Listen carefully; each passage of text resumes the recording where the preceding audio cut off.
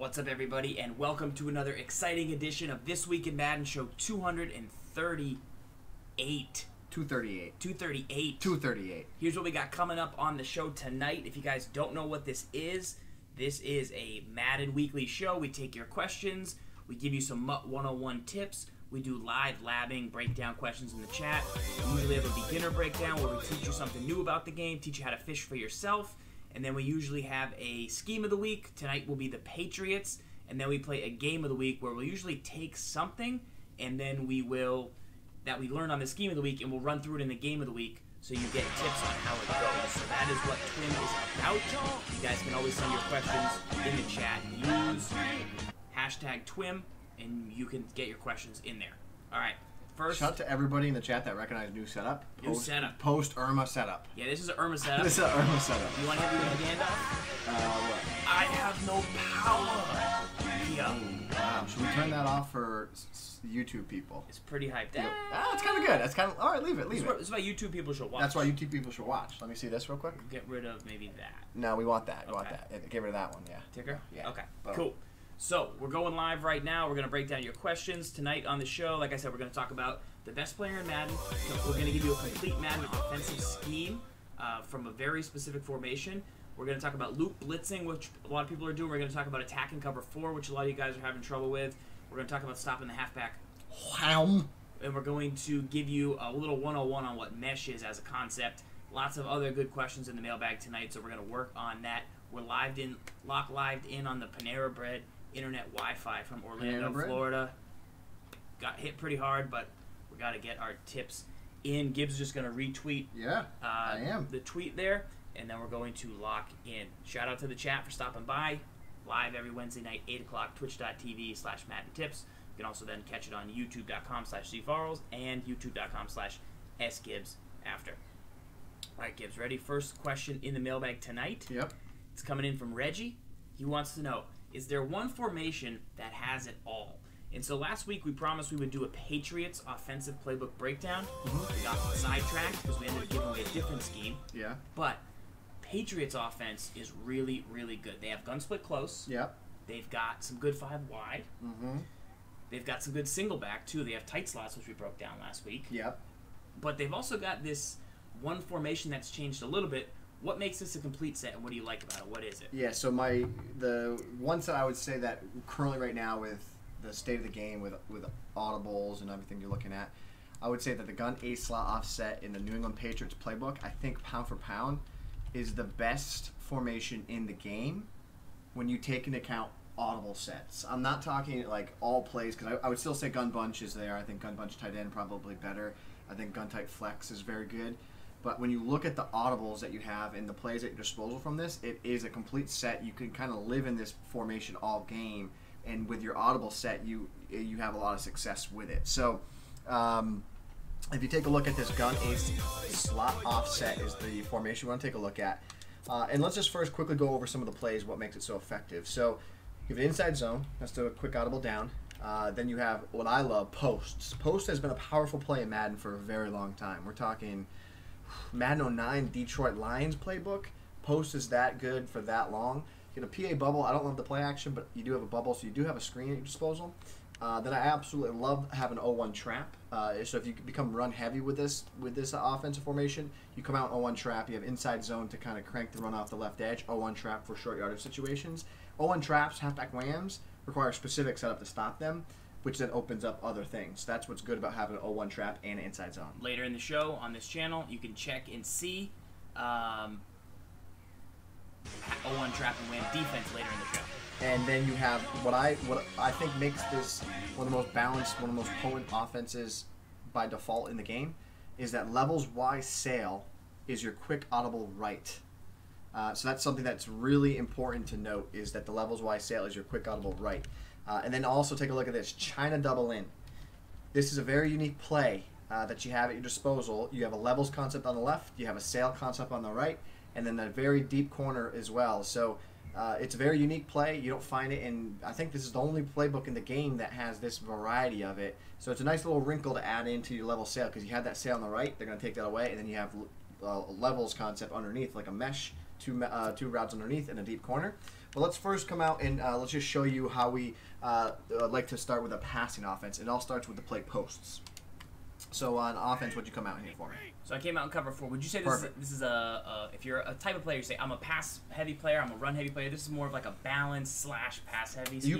You could be whatever you want in this. If you wanted to be run oriented, you'd come out in 0-1 trap, and you focus everything around that. If you want to come out and be a pass player, you focus everything around this play posts. This play has everything you need to create a powerful offense. And the first thing that you would do with this is there's only one hot route to the base setup, and that's putting your left tight end here, that's Allen, on a drag. So it's coverage audible, Y, and then right on the stick down. You then put him here on a drag pattern, and then that's what opens up everything else up for your offense to run. So if you go ahead and play defense here, so the drag opens up the route on the right side of the field. It gives you somewhat of a sail concept on the right side because you have a corner, then you have the drag underneath to make them have to take away the hard flat, make them take away the deep corner as well. Now off of that, you create a very hard situation for a user defender. You're going to force them on the right side of the field to play a hard flat because that drag will always be there. And then you're going to force them to man up Gronkowski, okay, because they have to take away that corner. Now what ends up happening now, you then force them to user guard Lewis, which then can open up Hogan or Cooks downfield, depending on what they have on the opposite side of the field. Now in this instance, you're in a cover 4, and that's okay. So right now, like if you go over there, then that's going to open up. Now cover 4 probably not the best way to try and slow this down, but you'd probably play cover 3, gain a resource underneath. But the base setup of this, it really gives you a lot of things you're doing here. So what I like to do is use a motion with Hogan, because if it is man, the motion will give him a free release, and then the corner he'll win on the cut. So free release there, and then when he cuts on the sideline, if he's got good route running, that's why I use the motion there. I also want to avoid press in some zone situations. When you put him in motion, he will avoid the press if it's like a flat guy lined up in front of him or whatever. Right. So now if you play cloud flats, just play cloud flats for me here real quick. Get those, got them. So there's cloud flats. If I run this play now, that will open this up underneath right here to Allen. So just depend on who you're using there in this instance. So one more time. So give me a cover 3. Give me a cover 3. Cover 3 with cloud flats. Enable here. So cloud flats on the outside. That's what then opens up the drag here. Because if they want to take away the corner, you have the underneath drag here. This is the way you look at this. Is if you watch Bunch Trail, the way we run that play, we put the out to the halfback, out to the far left receiver to open up and take those, attack that short part of the field on the left and right side. And that's what we want to do with this offense as well. So Patriots playbook here. Right. So now this route to the halfback is very difficult to defend. He runs a crisp route. Short. Yeah, he runs it pretty well. He runs a really crisp route. And then the next thing I want to note about this is on the left side of the field, you can leave it by default stock. And then what I would recommend on that, I would, in most cases, probably now get rid of the Gronkowski route, because one zone without a flat on that side can take away the Gronk route, or they man him up. So you really need 2 routes for that route to be super valuable. So then I would like to do is I streak him, and now you create a high-low read with Lewis or Gronk. Yeah. Are they going to drop down and take Lewis? Right. Okay, I wait for them to clear the zone. Like against cover 2, if I'm going to try and play short, you could pop past to Gronk potentially. And then the next move there would be to put Gronk on an in. So he runs his route, he clears through, and then you see how you have 2 kind of reads right in the middle of the field that mesh well, will attack a lot of zones. And then you have, you still have the route combination on the left, and you have a flat, and you have a corner. That looks very similar to gun split close, fullback trail. Right. You know what I mean? Like, you have both kind of routes coming across. So what's great is now, with one play, I'm able to attack you on the right side of the field really well with the drag in the corner and then the angle of the halfback. But then with just one quick adjustment, now I completely changed the entire flow of the offense, and now I'm attacking on the left side. Right. From the same place, same motion, everything looks the same. Now you have to protect the left side of the field here, and then, oh, by the way, I know you're going to cover 4, so I don't want to throw that, but I got the deep post to backbreaker. So when someone goes to a cover 2, when they go now cover 2 now, I now have a way to just absolutely torch you in the middle of the field if you're protecting that. You don't get a good pass rush on me, right? So once they get to that situation right there, bang, now I deliver. A lot of people are now playing cover 2 again with some of the new patch zones, which make it pretty good. So that, I mean, this one play has so many possibilities in terms of what you can do. I mean, the whole nother aspect of this scheme is something along the lines like this, right? If I streak Allen, okay, this is a great way. A lot of people I say, how do you beat cover 4s, right? A great way to beat cover 4 is these delay crossing patterns. We're going to show you more specific plays later in the show, but if I streak Allen here, and now I use motion, just like I do on all the other plays, I'm going to leave Hogan on that route. I'm going to snap him over here, and then I need time in the pocket. And then you see the crossers right there with the halfback and then Hogan underneath. The halfback cross will get the attention of these zones or the user, and then you have the deep post style behind it with Hogan. So there's so much you can do. That's a spot that elite players, pro players attack constantly. Like, they have nothing, and then all of a sudden they hit the throw, coming across on the numbers towards the sideline, behind a flat or behind like a purple, but in front of the deep because of the angle, the PA post, like the PA post style plays. That route right there is critical for top players. Right. So it was really difficult for your opponent to key in on what to attack and where to go with this. And let's not forget, you can do the same thing over here. What I like about with Cooks here is if you get into a 3rd and like 5 situation, you can smart route this Cooks route. You can't do it in practice mode, but you smart route the Cooks, and you motion them over. And now you have a corner route you can throw on that sideline. Like a quick hitter. A quick corner, but it has to be in the right spot. You snap it. He'll run the corner. Route. Yeah, I got it. He runs it crisp. You throw a down away pass. But you see how that works there? Yep. Right, so you can utilize that post there as well. So there's a lot you can do, and that's just this one-play posts. I mean, let's talk about motion Lewis out of the backfield, right? If it's a short zone, and there's no, right, in this instance, you're on Mosley, right? Yeah. Let me see the zone. See how there's no defender over there? Right. This is a snap. If I know that, snap, give him the ball. Snap and give him the ball, right? There's so many little nuances that you can run with this just one play that can make it really difficult for your opponent to key on what you're doing. Move Lewis to the back on the left side here. Now he runs a different angle here. Yeah. He's going to get into a different spot. You don't, and so visually right now, we're all pattern recognizing players. That pattern of Lewis coming out of the backfield, like, that's going to stall your brain the first 1 or 2 times you see it. You expect him to run like a quick out. Right. Like when he goes up through the garden center, you're like, hey, what route is it? Oh, it's an angle. Like when you see him start from the right side, you know it's an angle. Right. But because he's on the left, your brain, there's not a lot of routes with that stem. The only other one's like the 4 verticals one sometimes where they come out and they bang quick to the left, but that's different. So Farls, just do this for me. They're saying run cover 4 drop. Okay. If you just cover audible RB up on your linebackers, now blitz the right side linebacker. Okay, now you're in cover 4 drop. So now you have cover 4 drop. They wanted to see, like, okay, how does this work against cover 4 drop? Yep. It absolutely will be pretty effective for you, even if you had one more hook. One more hook's not going to be the end-all, break-all for a lot of what's going on in the field. Just gives you more time in the pocket to make a play. So deep beat route. You can see that deep beat route right there. Yeah. It's right there. It gets open. That route's not going to get there. That's going to require a cloud flat over there. The name of the game of Madden is to make your opponent use their resources to stop certain things, and then you come back on top of them with something different and attack them a different spot. The game starts like this. You need to be able to show them that you can beat man. You then need to be able to show them that you can attack both short flats at all times. So now they go, okay, can't play man because they're going to torch me. Then they go, oh, well, I have to play hard flats on both sides of the field. And then you need to show that you can attack both deep corners at the same time, okay? Because then they have to protect the deep corners. And then you can show them you can attack the seam. Good luck. Good luck. And that's what this one play can do. It can attack everywhere on the field. Because here's what's very interesting about this play. Show me the setup where you have Lewis coming across the middle and then Gronk on the in.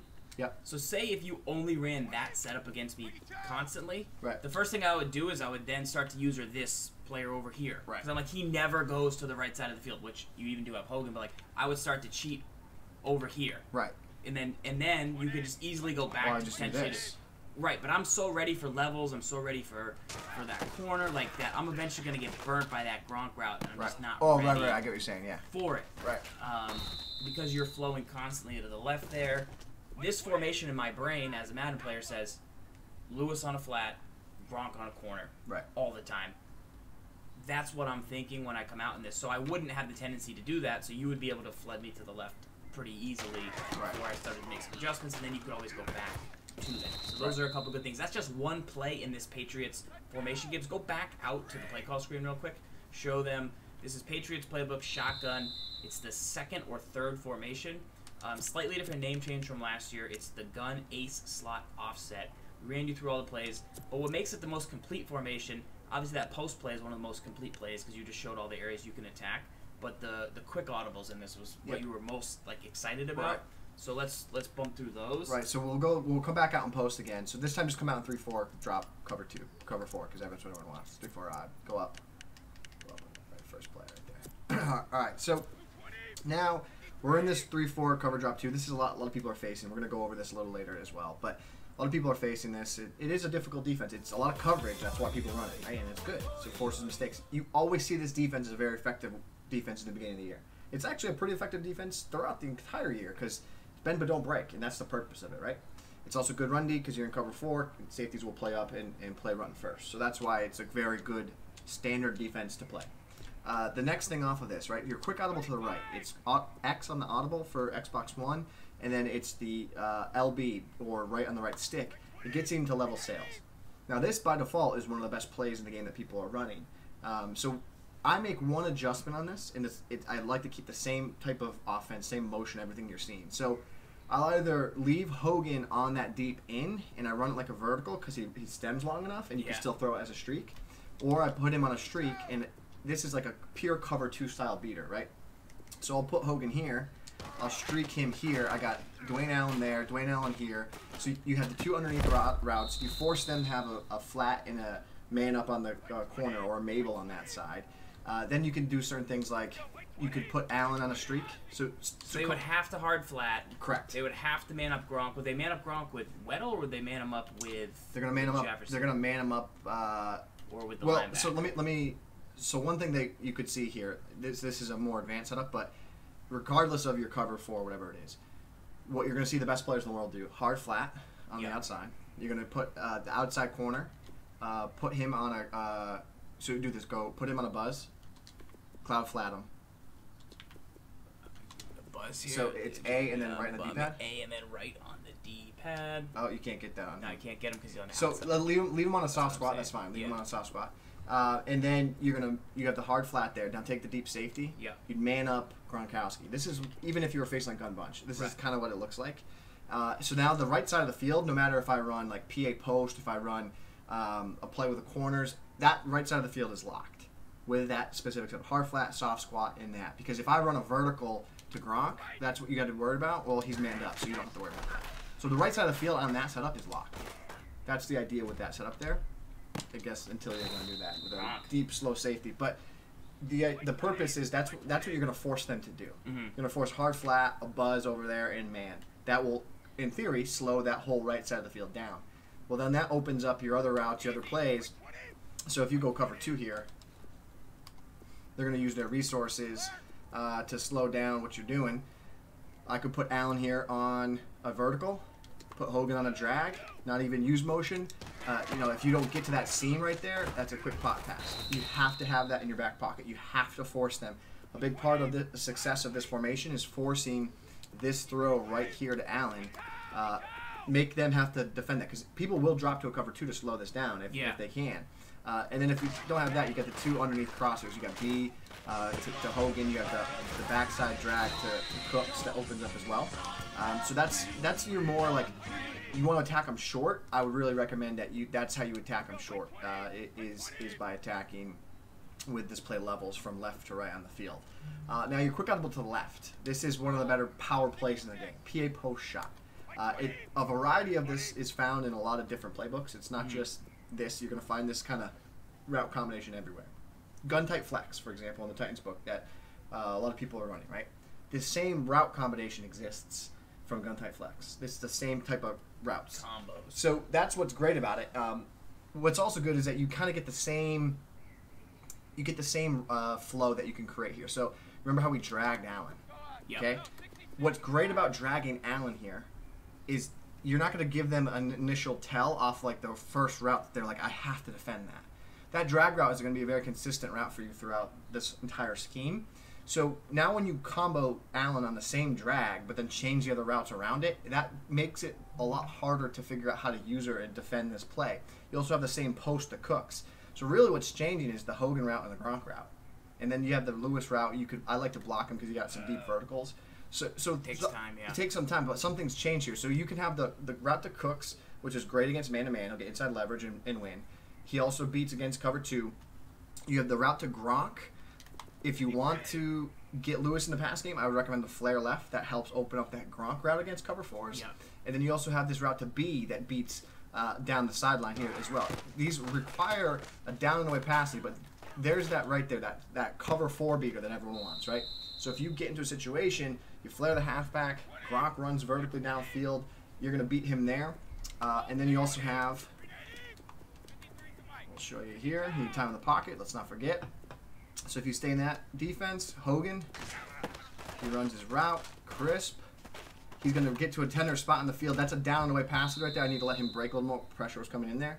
But that is the same idea. You want to get to a tender spot in the field with that route. You can also kind of get, somewhat cute with this offense if you want to use motion here. You motion Hogan over. You got to be careful with the Allen route too. The blues to me are a little bit dangerous. I like to get them on a drag quick.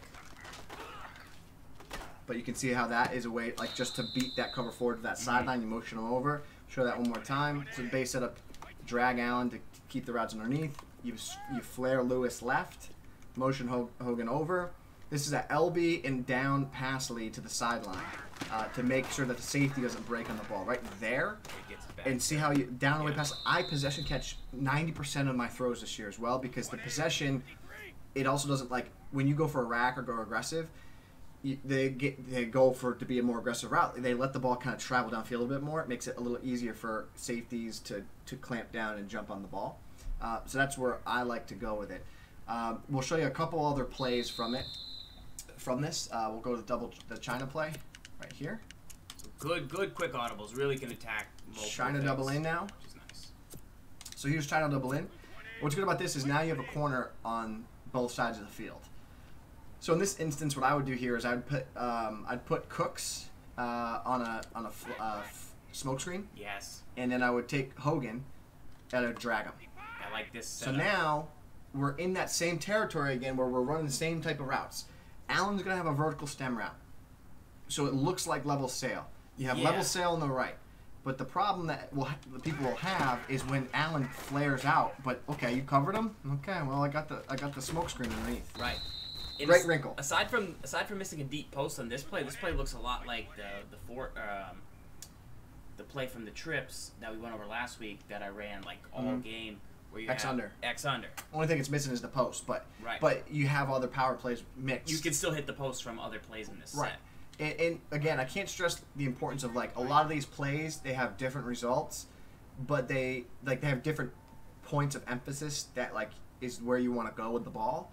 But a lot of the base elements of it look the same, which makes it so difficult for a user defender to pick up on it. Right? Like they'll see the stem to Allen, and then they might immediately think, oh, he's going to run a vertical. And so you be the user defender. This is classic when I've run this play. I've only played about 5 or 6 games with it online. I've done pretty well. But what will happen is you'll see the vertical stem, and they're going to be late on that. Because they'll keep running in the middle of the field with it. So just kind of pretend like he's going to run vertically there. And then in like a slight delay, I would throw to the underneath flat there. But that's what happens. And then next thing you know, you're going back to level sail, right? Right. And come back to level sail, and now you break on the corner with that hook, right? You're going to break on the corner because you know that corner's coming, and then you can throw the seam, right? So this is like what is going to get to that part that makes, while I think this is a very good offense, I think it's going to be a very hard offense to run because there's so many plays. Right. There's so many different hot routes, different nuances for you to run. It's going to take a lot to master it, perfect it. It's going to a lot of practice. But it's nice that you can get to everything that you need without really having to get too wild. Right. You know? That's nice. That's nice. You can attack so many different parts of the field. You have the levels concept. That's what people are going to be looking for. So the angle's really nice. To Lewis on the play we showed. Yep. The deep post to Cooks is very good as a backbreaker style. Cover 2. I like that you have the quick seam throws. I like that you even just can make a simple mesh to Gronk. Like drags. It's almost like a single back ace style where it's pretty balanced. With the motion, like it's all together pretty balanced. Let's not forget this, right? I mean, you option Lewis, right? Yeah. Do this, motion him out of the backfield. You can get him on a slant when you put him on an option. Now you run a little 5 wide, gun ace 5 wide, right? I mean, that's what this turns into. There's so much you can do. And the other thing that's great about these sets is when you run them, you have 2 tight ends, so you feel confident. Oh, he's really dialing up pressure on the left edge. Right. You always have a way to pick up pressure on edges, and that's something that's, while a small thing about this set, you have pass protection on lock if you want it, right? You can always pick up the blitz because you have a tight end on both sides of the field, so that really can help your pass protection, right? So what's one of the weaknesses of level sales, right? One of the weaknesses is that you're using the tight end resource, you're using the halfback resource. You don't really have pass protection. Okay, well if you have this offense, if you're running from a trips variety, you're not going to have the tight end. But now you can block a tight end, use slide protection, pick pressure off the left. There's a lot you can do with it. There's so much that's available to you, and we didn't even talk about the 0-1 trap run. I mean, it's a small thing, but it's an important thing. And I think for the way a lot of people might want to play the game, this is a great way to start and get in this offense. You come out in the 0-1 trap like this. You force them to have that specific defense to stop the 0-1 trap. You're going to force them to stop that, take it away completely. The 0-1 trap is like a train. It's like a train track. There's some wiggle room. There's some place to go. But like once you're on that track, you're just kind of going. You're going downhill, and that's where you're going with the 0-1 trap. Very specific defense. Whereas the inside zone, which is the quick audible, you can kind of pick the lane you want to go. If you see a cutback, or if you see potentially take it outside. Bad stick. Well, Terrell Suggs is a beast. Right. So bad stick there, and then you can I get over there. I can cut it back. I mean, everyone knows the inside zone how good it is. Good combo. Right. So it's a great way to have a run-oriented offense from this set, and a lot of times, what you run into when you want to have a run-oriented offense from a playbook, you have like the inside zone. That's all you have from like a gun set usually, right? And then your quick audibles aren't usually not that great. You usually have like a 4 verticals is always one of your plays. Yeah. Well, when you come out in the 0-1 trap and you have the inside zone, those are your true audibles. Well, now you got level scale as a quick audible, which is just by default one of the best plays in the game that people are using, right? Right. So you don't even have to call it to get it. And then you have one of the best power plays in the game, PA post shot. So that is just dynamic to have at your disposal that not a lot of other formations or offensive schemes really can give you in the game. So that's what I think, pound for pound, this is one of the best stock offenses you're going to find in the game. That's the Patriots playbook here on This Week in Madden, weekly show here. Break down your questions. We owed you that from last week. It's a complete formation, great quick audibles, good stuff. Try it. Let us know what you think. We're going to play a game of the week here coming up where we'll actually break it down and see what we come up with on the scheme. Gibbs going to try and run just this and try and get a victory with it. All right, we're going to keep going through the mailbag here. We're taking your questions. We're reading the chat, hanging out. Let's see what is next in the mailbag. This one is from Underdog. He wants to know any tips for a coverage-style defense. And I think we talked a little bit about that earlier, Gibbs, what people are doing. 3-4 odd, the cover 4 drop show 2. We'll give you 2 tips here. I would give you cover 4 drop show 2 by default. Call that. You don't need to do anything. That will give you great coverage. I don't go any further than that. That's where you go. That's your home. You could call that every single play of the game, and you should be able to have a somewhat of a good chance of winning against certain people. When you get to a better competition, they'll know specific ways to beat it. But if you want a more advanced for coverage, I really am big on like a big dime. Yeah. I'm really big on a soft squat cover 2. So in this instance, it'd be like a Tampa 2 from Big Dime 236. I'm really big on it. And the reason for it is something we talked about on last week's show, but breaking down here, great coverage. From this, what I would want to have you do is put 2 hard flats on both sides of the field. Okay. So wide down on the right stick. Nope. I want you to stay with the soft squats on the outs, or stay with the quick audible right. Just hit quick audible right. It's so now it's soft squats. It's actually cover 2 sync. Gotcha. Which sometimes it's Tampa 2. But put the outside linebackers, they're pass rushing. Put them in hard flats. These 2 cats. Yep. Hard flat. There you go. And then Suggs on hard flat. There you go. Now you need to blitz somebody. So you can blitz Mosley Userum. His first step will be in, which will hurt your coverage a little bit. But you could also blitz. You could say like, okay, I don't worry as much about Allen because I'm worried about the sale concept on the left. Right. So you blitz you blitz this guy right here. You blitz Suggs. Right. You take away that soft squat or that hard flat on the left, and then you user the middle linebacker in the middle of the field because you want to rush 3 guys. And you don't want your user to be hurt. Mm-hmm. But this type of coverage, I'm really big on it, and I think it's a really effective way to have good coverage this year. You have the soft squats and the hard flat is going to take away the most popular passing concept you're going to see this year, which is sail. You take away a lot of people running outs on the outside. The soft squats are going to take away the outs. Right. The soft squats are going to take away corners. Your responsibility from the cover 2 in this instance is to not get beat vertically in the seam. That's all you got to do. That's all you got to worry about. You give up everything underneath. Right, and remember, you're asking for about a specific cover style defense. That means rush 3. It means you have the ability on one side to at least have a Mabel. You got a user across the middle, and then you have at least one, potentially 2 other hooks with it. So this is some pretty good defense. Well, just right here, like, let me just explain this, right? We just talked about how post is a great play, and my base setup from post. This completely locks it. The only route that really will beat this is the route that cooks. Right. Nothing else will be open on this play. Lewis, if you go deep right away, Lewis will be open. Yeah. But if you kind of hover under Lewis a little bit, let him run into the vertical, the hook on the left side, and then you drop the cooks, this play is shut down. So I would use your Allen, come back on Lewis, and then try and get deep to cook there. That is where you're going to get beat. Right. That is where your responsibility on this play is to always go deep. But when you go back in instant replay, we just talked about how much we love that play out in that scheme. I mean, this would be the starting blueprint to beat it. Look at the right side of the field. Locked. Who are you throwing to? Not throwing to that route over there. Look how many resources, though, it does take to stop Sale. Well, you don't need that get guy. rid of the hook. You don't need that you don't guy. need the hook. You don't need the hook. But the soft squat and the hard flat eat it alive. Now, on the left side of the field, like I said, the route to the halfback, that gets a little sketchy there. He'll beat you. But the corner doesn't get open on the left side, and then you only have to worry about the deep post. The deep post is the last part, and I mean, you have to defend it, right? Right. So I would probably say the way you'd set this up is you play go back to the cover 2.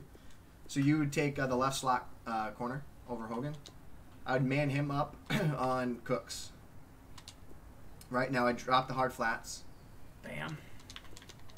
And now user the middle linebacker. So now, with this setup here, you only have to, as long as your slot corner, you have confidence that he's going to hang with him. Drag angle. You only have it's a drag. Drag will run into trouble. You got to stop it at first. Yeah, but your job is to defend Lewis. Take him away. Okay. Like that could beat you, but you have to get that's Cooks on him. Is deadly. It's a good route. That's Cooks on him. So you know what you might do is you might man up the weak side hook. There's no setup in there that stop it, but you're getting to see the next level of like, okay, how do I start stopping all these things? It's a chess match, though. Chess match. That's a good coverage defense. Remember, if you're new and you've never really played before, the 3-4 odd, cover 4, drop, show 2 should help. It's got the contains, good rush, 3-man. This is the big dime 2-3-6. This is all from the Ravens defensive playbook. Then last week we broke down how to blitz from the Ravens defense 3-3-5. So lots of good stuff there. You can go back, check it out on youtube.com/sgibbs, youtube.com/ZFarls. You can find that there. That's a coverage defense. Oh, you only rush 2. Well, yeah. Well, yeah, it's a coverage defense. And then there's blitz defense as well.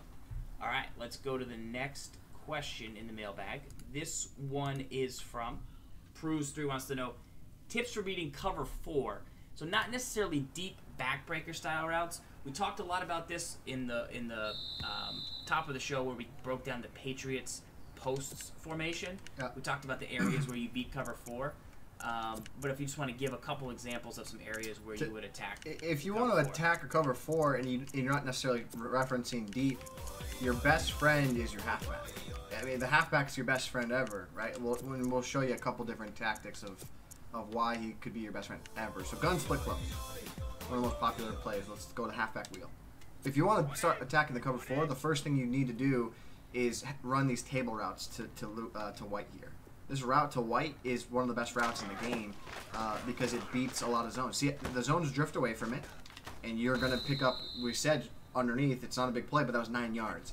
If they don't make adjustments to their defense, they don't do anything they call cover 4, which a lot of people will do depending on the level you're at, that route is just going to win.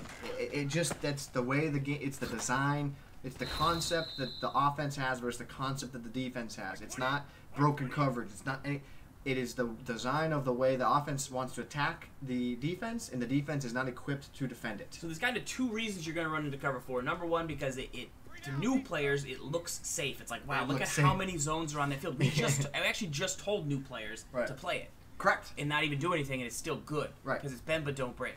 Then you have really good players, how we just showed you in the Patriots thing, who will say, all right, well, you're gonna call that. I'm gonna do hard flats from there, and then I'm gonna change it up. I'm gonna man a guy up. I'm gonna man up the corner route to Gronk. I'm gonna try and stop it there, and you make adjustments. So that's the next level of cover 4, where better players will call it. They'll try and take that away. But once you've at least got them to play a hard flat, you're at least doing much better. Right. You're winning that area of the field, and then you can come back and run routes that go the other way. Sure. Because they're putting a resource over there. Sure. Now, the other thing I'm sure people will say about that tip is, well, the formation I like running doesn't have a table route. Okay, well, if it doesn't have a table route, don't panic. All you need to do, and you can do this on any play in the game, in shotgun, wherever you want. I recommend shotgun. You can put your halfback on an out. So Lewis, I put him on an out, which is coverage audible, and then his icon, which is Y, and then left in the D-pad. For James White, same thing. Coverage audible, RB, and right in the D-pad. You should have these on so many plays. Every play. It's probably the best hot route. It's probably the best hot route in the game. It's the most important hot route in Madden 18. Most important hot route to have in your offense. They'll just back up. I mean, listen, this even works too. This even works too. Oops, crossed up. This even works too. The flares are dynamic. They're much very better good. Than last year. Very good. The zones drift. You can catch to get upfield. But the point is this: you want to attack cover 4. It all starts with your halfbacks underneath. Those are the guys that are going to do the work against the cover 4. So watch.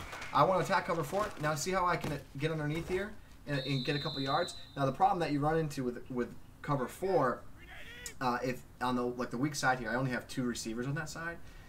And that is what's going to allow that quarter flat. It's the quarter flat that gets into trouble for people, because the quarter flat by default, it looks for an immediate threat in the area, and says if there's no vertical threat, I will then drop to the flat. And that's what can give people problems. So the recommendation is to always be on the trip side of the field when you throw to the flat, because whatever your route combination is, those routes will have one vertical stem, which then makes that route go downfield, which then will open up your underneath pattern. Make the core flat play vertically downfield first, and then opens up the flat. All right, so there's a couple other areas you can attack cover 4. We broke them down earlier in the Patriots scheme. Go back on the channel, watch it. Deep crossers that get behind the numbers. So say Gronk was going to come across the field. You would throw to Gronk when he got to the 50 on the left side of the screen. So let's see if we can just give you, I'll put a hard flat to kind of simulate what you would see. And we'll show you, this is the area you want to then look to attack and be cover 4, because vertical's going to run off those 4 deep zones. Yep. And then that route's going to come in from the other side of the field, so it's going to get behind the flats. That's another key area you see good players attack and beat cover 4. Lewis's route will keep some of those zones down, and then those other routes can get in behind it. Yeah, and the important thing to note on this, guys, is these pass leads are down and away to the sideline. So if it's on the left side of the field, I really recommend it like a 7 to like 7:30, like roughly throw to the sideline, and it's using LB. You need to throw a low pass, and I'll try and get the example here the best I can. But if you don't throw a low pass, you run into like that. I caught it, but the safety or the corner is too close. He will burn you. You will throw picks. He will jump in front of the ball, and you will go, that play does not work. Okay, well, what you need to do to remedy that, so you don't have those situations, is you need to throw that down and away pass lead with the left bumper activated. That throws a low ball pass. And then you possession catch. When you do that, you now create a window where that corner, he can't get there. He's not getting there. And now you possession catch it, because you don't ever want to go rack or aggressive in this year's game, currently the way it is, because that gives a little like extra window where the receiver's trying to crank the ball upfield, right? So which then like lengthens the extent of where the throw needs to go, which then gives the corner more time to break on the ball. So then you're going to force them to play hard flats, and you're going to force them to man Gronk up, but then once again Gronk could already be on the corner, and then you would get beat. So like there's a lot that it's actually pretty good, right? This is a pretty good play because you can run the same concept on the. Yeah, it's pretty strong. You see what I'm saying? Like you can run both sides. Right. You can run once like they man up Gronk, then they're in trouble if they don't man up Cooks. Kind of a help. Right. I didn't think that audible was great. But now you have Cooks over there. He's gonna get open. It gave you a high pass there by accident. Got it. Yeah. It's tough for the LB. So that's some areas you can use to attack cover 4, guys. It's a very, very popular defense. We'll continue to go over it as we see more and more of what people are doing, and then the adjustments are making, because we know it's not just stock cover 4 all the time. Once you get into higher levels, there's users, there's guys getting manned up. So we'll look to cover more and more of that. So make sure to follow the channel. Okay, the next question in the mailbag. This one is coming in from, bam, Incapesh. She wants to know, MUT 101, Ooh. best 3-4 outside linebackers. So let's go over to Muthead real quick. We actually picked out some of our favorite 3-4 linebackers. And really, you have to consider, like, what do you want the linebacker to do? So there's 4 different types of linebackers, 5 different types of outside linebackers. You have a user guy, which basically is tall and speed. Anthony Barr, great example for 14K. It's amazing. Go get one. Tremendous. As a good great speed, user, yeah, very good. Good hit power, good height. You user him, you run all over the field. He makes great interceptions. Lamar Houston, he's an example of like an edge setting, Terrell Suggs, James Harrison type of strong, good block shed. Not quite the fastest, but he's going to hang in there, be pretty tough. Yeah, he can drop in his zone if you need him to, but really his best thing he's going to do is set the edge, hold up tough, and he's one guy you could do for that. Then the other type is then a guy like Nick Perry, who still has pretty good block shed, but he's not quite as strong as Houston, but he's a better pass rusher, 85 power move, and some good speed. A little more versatility. Yeah, a little faster, a little quicker. Then you got a guy like Bradham, who is kind of a mixture, but has very, very good zone coverage. So guys like KJ Wright in the past, they've excelled, and now they cost even more. But 84 zone coverage, so you drop him on the edge, and then you would want him to drop into zone coverage as much as possible. And his weak spot will be his ability to pass rush. Like he's good in playing the run support, he's good in coverage, but he's not a great pass rusher. Right, definitely. And then the last guy is Bud Dupree. He's similar to Barr because he's tall and fast, but he can also he's just he's a speedier guy, right? You can't necessarily afford. He's the value guy in this, yeah. right? Like if you look at the Barr, he's 14K. That's you're getting up there in some of those prices. When you look at a guy like Bud Dupree, he can kind of be your user guy for a good value. The other role, and it's not necessarily going to come as much from outside linebacker as it is from middle linebacker with guys like Buchanan, Deion Jones. I think Mark Barron is somewhere in there. Team of the week, TJ Watt's very good. They're speed guys that can play man coverage, so you would man them up. So if you're playing like 2 linebackers and you play man coverage, you'd man one up and you'd user the other. That's a role for that type of player. Telvin Smith is good in that role. Sean Lee's more of a zone guy. You'd have, if you were playing a lot of zone where you're dropping those guys, fanning them out, Bradham would be a guy that would drop into zone. Houston would be a run stuffer. Barr's a user. Perry's a pass rusher. It really depends on the role for your 3-4 lineup, what you want to do with those linebackers. Give me a quick look on Muthead here on Telvin Smith. Just I haven't looked at him yet, and I know I really liked last year. It was the 85 Telvin. He remained as like one of the best coverage linebackers, I think, all the way through like the Madden Championship. So Telvin Smith flies in at 82 speed. He's got 82 zone, 78. Now he's 150K, but you get good hit power, you get good block shed. His strength is very, very low. So that's kind of the one weakness. But as long as you play him in coverage, you should, almost like a Derek Brooks type. That like when you looked at last year, that his base like speed and man coverage. I think his man coverage last year was like 79, and it literally was one of the highest man coverage linebackers throughout the whole course of the year. Yeah. So a lot of value here. He's obviously 150K. So if you check below, I'll put a link in the description of this video where I'll send you to my budget sheet. There's a guy on the Giants who's actually pretty decent cover linebacker. There's some good guys on the Seahawks. I think Dewey McDonald. Guys that can play coverage. They're fast. They're not very highly rated in man, but they're fast enough. If you're good, you can get them in certain areas where they play really well. Jalen Smith, cam track. Yep. There's that Kerry Gagram Hill guy, however you say it. Gruger Hill. That guy's really good. Barron. Those are some guys that will work for you. So we'll continue to add to our budget sheet as time goes on, but that's some good stuff. Well, real quick. So there's a difference here. So I see Brett Cole in the chat. What up, my guy? I see a couple people saying love me some Brett Cole. He's saying that Telvin Smith not a 3-4 linebacker. That's not necessarily true. If you look at it in the traditional sense, sure, okay, I get it. But if you look at the way you want how you want to play a 3-4, you could use him for just coverage purpose, never rush him. Right. And then he fits that bill, and then you get the opposite side linebacker, and then you always rush him.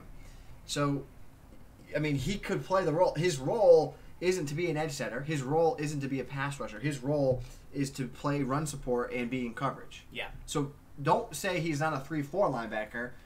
say he's not a pass rusher and he is not a whatever. Like, put him in the role that makes him play well, which is in coverage and in run support. Yep. Same thing. One reason we really like Bruce Irvin, which let me just find him on the screen for you. He's always kind of got the speed. He can actually rush the passer a little bit. Plus, he can play zone, and then he actually has really good block shit. Yeah. Now he's not an edge setter because he doesn't have good strength, but he's got enough block shit that it's not going to be a big deal. Right. And then his pass rush gets up pretty good. So that's why Bruce Irvin's always kind of been a mad sleeper. What's good about the Irvin is he's a set it forget it player.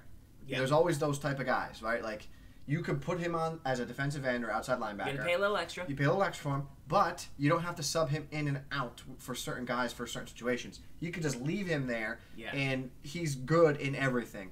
Like you said, the one weakness he'll have is he might get blown off the run a little bit because of his strength factor, but his block shed is going to kind of counter some of that. But his one weakness is strength. Every player, for the most part, will have a weakness, though. For sure. Okay, let's jump into some Team of the Week here. 74. This is a little extension of the Ultimate Team MUT 101 that we do on this channel. Team of the Week, LaShawn McCoy and Calais Campbell are the guys. I've got a couple guys I like on defense. Gibbs. Offensively, this LaShawn McCoy. I think he's very, very good. Two things I will say. Number one, the 87 Barry, if you upgraded your GOAT, he's not that far off from the McCoy. Mm-hmm. I didn't initially want to get the Barry because I wanted to get the McCoy. Yeah. But now that McCoy's got a second one, but Barry got a second one, it's like, well, Barry's pretty close. LaShawn's 500K right now, so I like the Barry. And then if you dig into Cohen. Yeah, Cohen's good. He athletically is he actually one faster speed than McCoy. He's the dude. He has the same agility. Now his everything else is 17 points less. Catching traffic, 17 less. Route running, 17 less. Spec catch, 17 less. Elusive, like 17 less. So he's not as good, but he's tremendous for his Darren Sproles' height. What's his super cost? Agile. What's his coin cost? Pennies. Pennies? That's why. 15K. I mean, for the how much? He's like 15K. 15? I think so. So that will come down. Yeah, obviously. Yeah. You know, once next week happens. But so all the TWIM guys go get him. Yeah, but this guy is tremendous for. Think about like if you have a very good team, he's still a lot of value for special teams. Could be value for a gun 2 back, right? You get 2 backs out there. Yeah. But he's a really good back, good speed. He reminds me a lot of like people like Latavius Murray because he was a kind of a faster, bigger back. Like this guy's gonna be a very fast, shifty back. Great value for your team. So I like it. Alex Smith, I like that he's all in the 80s, but I think the 82 throw power is a little bit low. Yeah. Thielen is pretty balanced, and in the future he could continue to get good. He's pretty rock solid in the 80s across the way. Like if you look at like an Aguilar, it's like he's not even close because look at he's in the low 60s route where catching traffic is so where low. Thielen's in the you might say well he's faster, but like Thielen's closer. Thielen is trending to be a very dominant MUT player this year. Because like Nelson Aguilar, if you look at his ratings again, he can never make that up. He needs 20 items. He needs so many items to become good. Where Thielen needs like 2-3 more. Yeah. 2-3 more, and Thielen's up there. And same thing goes for LaShawn McCoy. Oh like my that, gosh. like that McCoy. Yeah. Like you really want that McCoy to have a couple good more weeks, right? Like, so that's what I like on offense. Defensively, same thing. Tremaine Johnson Gibbs. This is a guy who is now on the right path, right? It's always like how many team of the weeks can you get if you're Tremaine Johnson? So he's 85 speed, so that's going to keep trending. He's 6'2". He's balanced the man in zone, and his hit power's already 78, and he's a corner. Right. So Tremaine Johnson, you are now on the right track. You got to think if he gets 2 more team of the weeks or whatever. You'll be 92, you're gonna look at his speed will now be 89, like 87, 91. Yeah. So really like Tremaine Johnson as like I don't necessarily love this one. It's very good. Right. But I like what it sets up for the future. Mosley, I love Mosley. It's pretty good. The He'll be a little bit faster. But he's fine, but his role is that you want him to be a inside run stuffer. I would probably play him at the defensive end and then drop into coverage because he's got great block shed and like that 89 block shed's good value there. That's good value. You're gonna have to pay for. Campbell's a little slow. I think you either you get your Twitch Prime Reggie White, you slide him into DT, or you go for the Mean Joe. You gotta put him at D tackle because he's gonna cost a lot. It's a lot of coins though for a master. You can't put him at the end. No. I don't think it's gonna hurt you too much if you have to drop him in the zone. TJ Watt, I'll just call him out because I think he's got back to back Team of the Weeks. He's a very good player. And he was one of the legacy guys, the loyalty guys. So he's pretty ferocious. How's he's getting Shaq up Barrett? there. He's notoriously good coverage. He's usually... No, Shaq usually has a decent rush move. I don't Yeah, think he quite started don't there. love it. There's not a ton of... EJ Gaines? He could be... Is he... No. Oh, okay. I don't know. 85, but Yeah, but this no. is the man zone's too low once you get down in there. So those are the dudes that I would look to. Oh, this one other player here, I would say you could check out. So Corey Moore. Yeah. So for salary cap folks, last week I sent you guys. I said, hey, you got to check out T.J. Green and you got to check out Lonnie Valentine. Those are your salary cap safeties. Mm-hmm. I don't know if that's still true because guys are noticing how important zone coverage is. But Corey Moore is not quite as good as Green or Valentine, but he's not as... Still 6'2". So he has 65 zone coverage, where the other two guys have 58. The other two guys will have 85 speed. He's at 83, and they have the big hitter trait, and he doesn't. But he's very similar to those two guys. He's that mold. Yeah, if you had him, if you have those three dudes as your safeties, you're looking pretty good. Yep. In a salary cap situation. So check that out. I mean, my biggest mover though, you gotta go Cohen. I think that's the biggest value. Oh yeah, you go get this guy. He's the guy that you go get for Team of the Week for this week. IMO. In my opinion, that's the guy. That is a dynamic player. All right, a little MUT segment here over on This Week in Madden. I'll tell you what, the Cohen, he's trending there too, because he's already at the top end of speed. Yeah. So if he keeps doing well, you're gonna see him as the guy that has okay, he's the speed. Who does he remind you of from last year? Like Tevin Coleman, he could play that Tevin Coleman role for this year for salary cap rosters. What was Cohen's Melon Phone was very good too, can do for sure. Cohen's salary cap is he's pretty low. 32, not terribly high. I compared him to Barry and LaShawn, it's not bad. Correct, right. 49, so cool. As long as he doesn't fumble. Any braces against big hits, I don't know how much that matters. We'll see. Yeah. All right, next question in the mailbag. Like I said, that's it for the MUT portion, but we'll dig in more. Bam. Let's see it. Okay, Deadly Vino gives. He needs it. He needs help scoring inside of the 10-yard line. You got a little play for him. People are struggling in the red zone. What do we have? What do we think we can? Sure. Let's move the rock up. The red zone, very difficult to score in. High points last year were the way to go. This year, maybe not as much. People maybe not quite throwing them. If you had, kind of one play on the line, what would you go with? I like to still go with a high point in the back of the end zone. You like the edge of the world dance. I like the edge of the world dance. But let me show you this at a single back wing pair. This is a similar formation to the gun wing pair in the Seahawks playbook, and it's the same routes, so it actually works pretty well here. So what I like about this is you get a couple end of the world routes, and you force a couple things that your opponent does. Number one, you force a hard flat. You're probably going to have a hard flat. Right. Because there's no point in having anything We'll call else. it spade a spade. They're probably going to have a hard flat. Right. But say they don't. Go cover 3 Mabel for me real quick. Say they don't, and just get cloud flats out there, whatever. So cover 3 Mabel and just get cloud flats out there. Seam flat, just hit cover double up. Perfect, thank you. So say they don't have them out there, right? This route to Cardona on the edge is a snap. The flat was there, whatever. I think it was a curl flat, now they're cloud flat, but that's fine. But the point is this: if they were to blitz, if they're in a blitzing defense, that would probably be the better example. That's a snap throw. You better have a guy out there. Man to man, no, because he's manned up. So just go to a cover 3 real quick. Just blitz the appropriate guys at the cover 2. See where we're at here. And just blitz Webb. Yeah. So the idea is this: if they don't have a route over there to defend it, that's an option. Cardona has stone hands, but I think he's a long snapper. That's the purpose of what that is there for. Mm-hmm. Now the next thing off this, I want to go to Gronkowski or Allen. What ends up happening is your opponent has to now decide which one they want to go to. So if you bail and break on Allen, I now have Gronk right over the middle of the field, late from the cut, and then you get him a high point pass. That's going to happen, but when you go back to the well on this, you end up reaping it's hard to use her too because he gets really deep. It's not like a short one where you can get underneath with Moses. It's really hard to walk that tightrope on the back, right, on that back line with Gronk. even if you do user it, you still can throw it, and they have to be in a perfect position. So now, here's what happens. If now you go user Gronk in this instance, I now have Allen who's going to run the back of the world route, right? He gets there, and he's right there. He's back of the world. It's like a trail. Correct. I need a taller guy there. Allen's not the dude. He's not tall enough to animate there.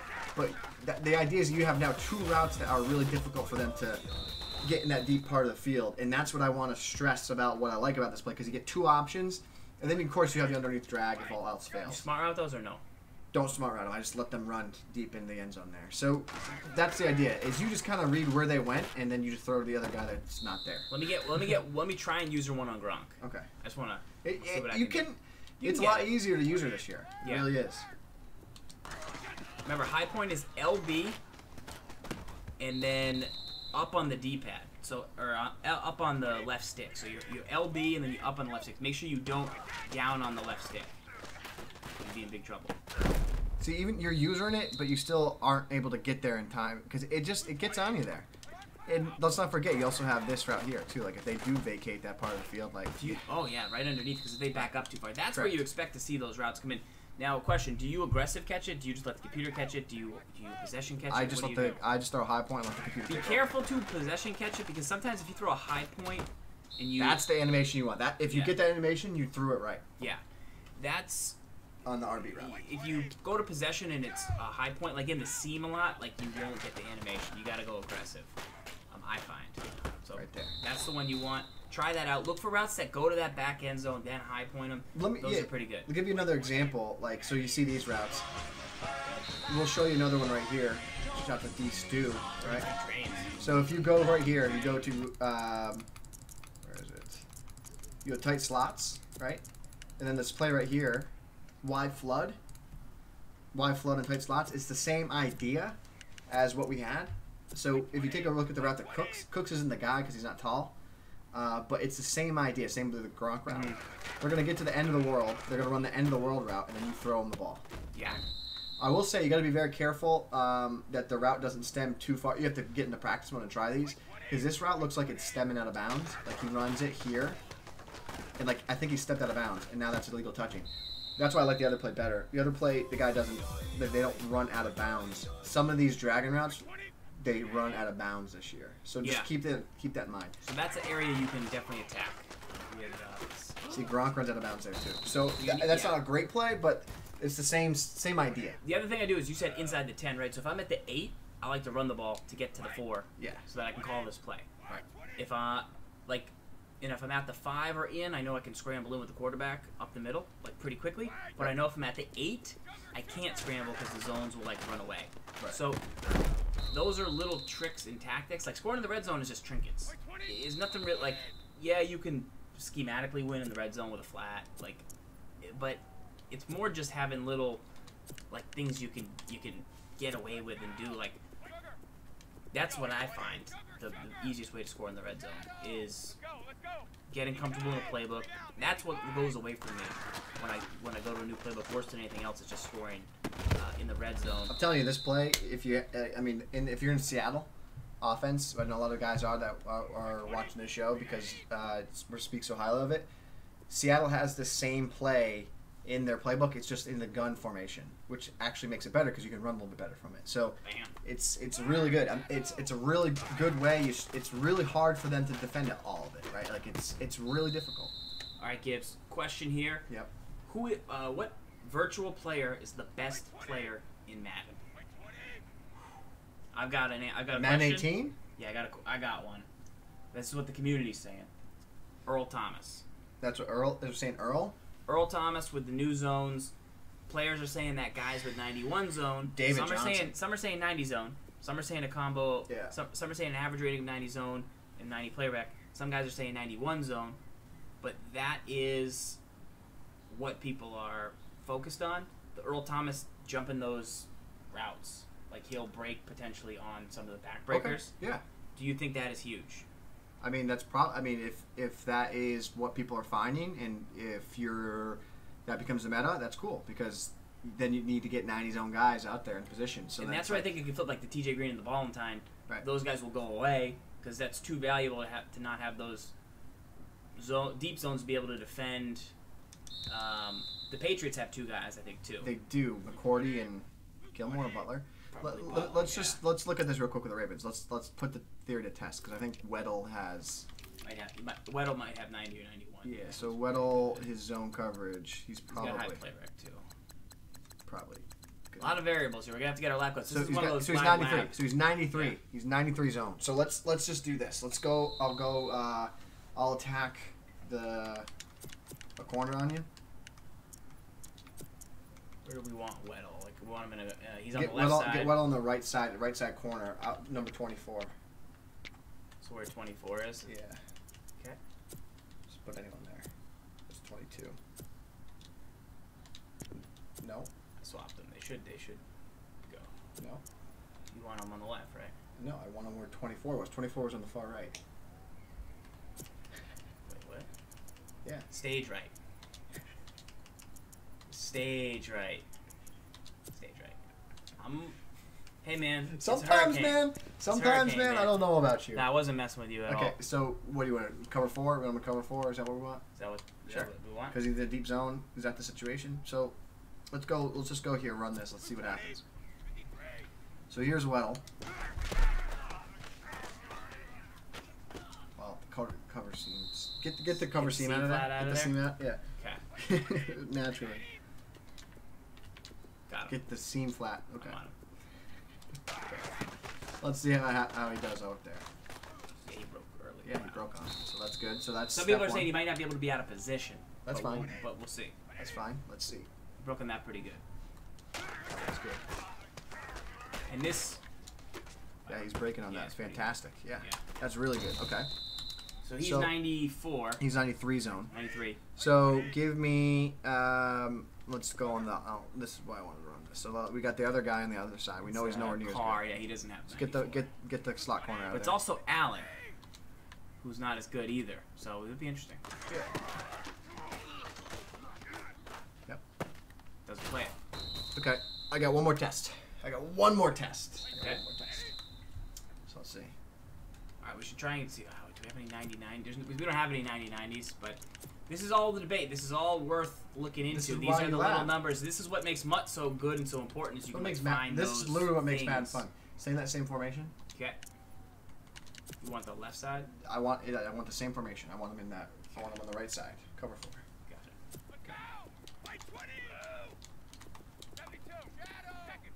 Let's see. Yeah, that's tremendous. Wow. That's tremendous. Let me try that one more time. That's great, because now what's good about that, what's never been this way is like it forces you to have certain guys in certain spots, so that it changes your scheme. I love it. That's great. Let's try it one more time. Just play hard flats for me. I just want to see if that, like, yeah, do that. Let's see. Oh, he breaks. That's tremendous. That's tough. That's you gotta find some guys. So Earl Thomas is Very an example.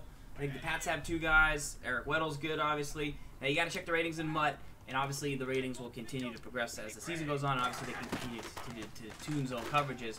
But that's a potential meta changer where we talked about those budget safeties earlier.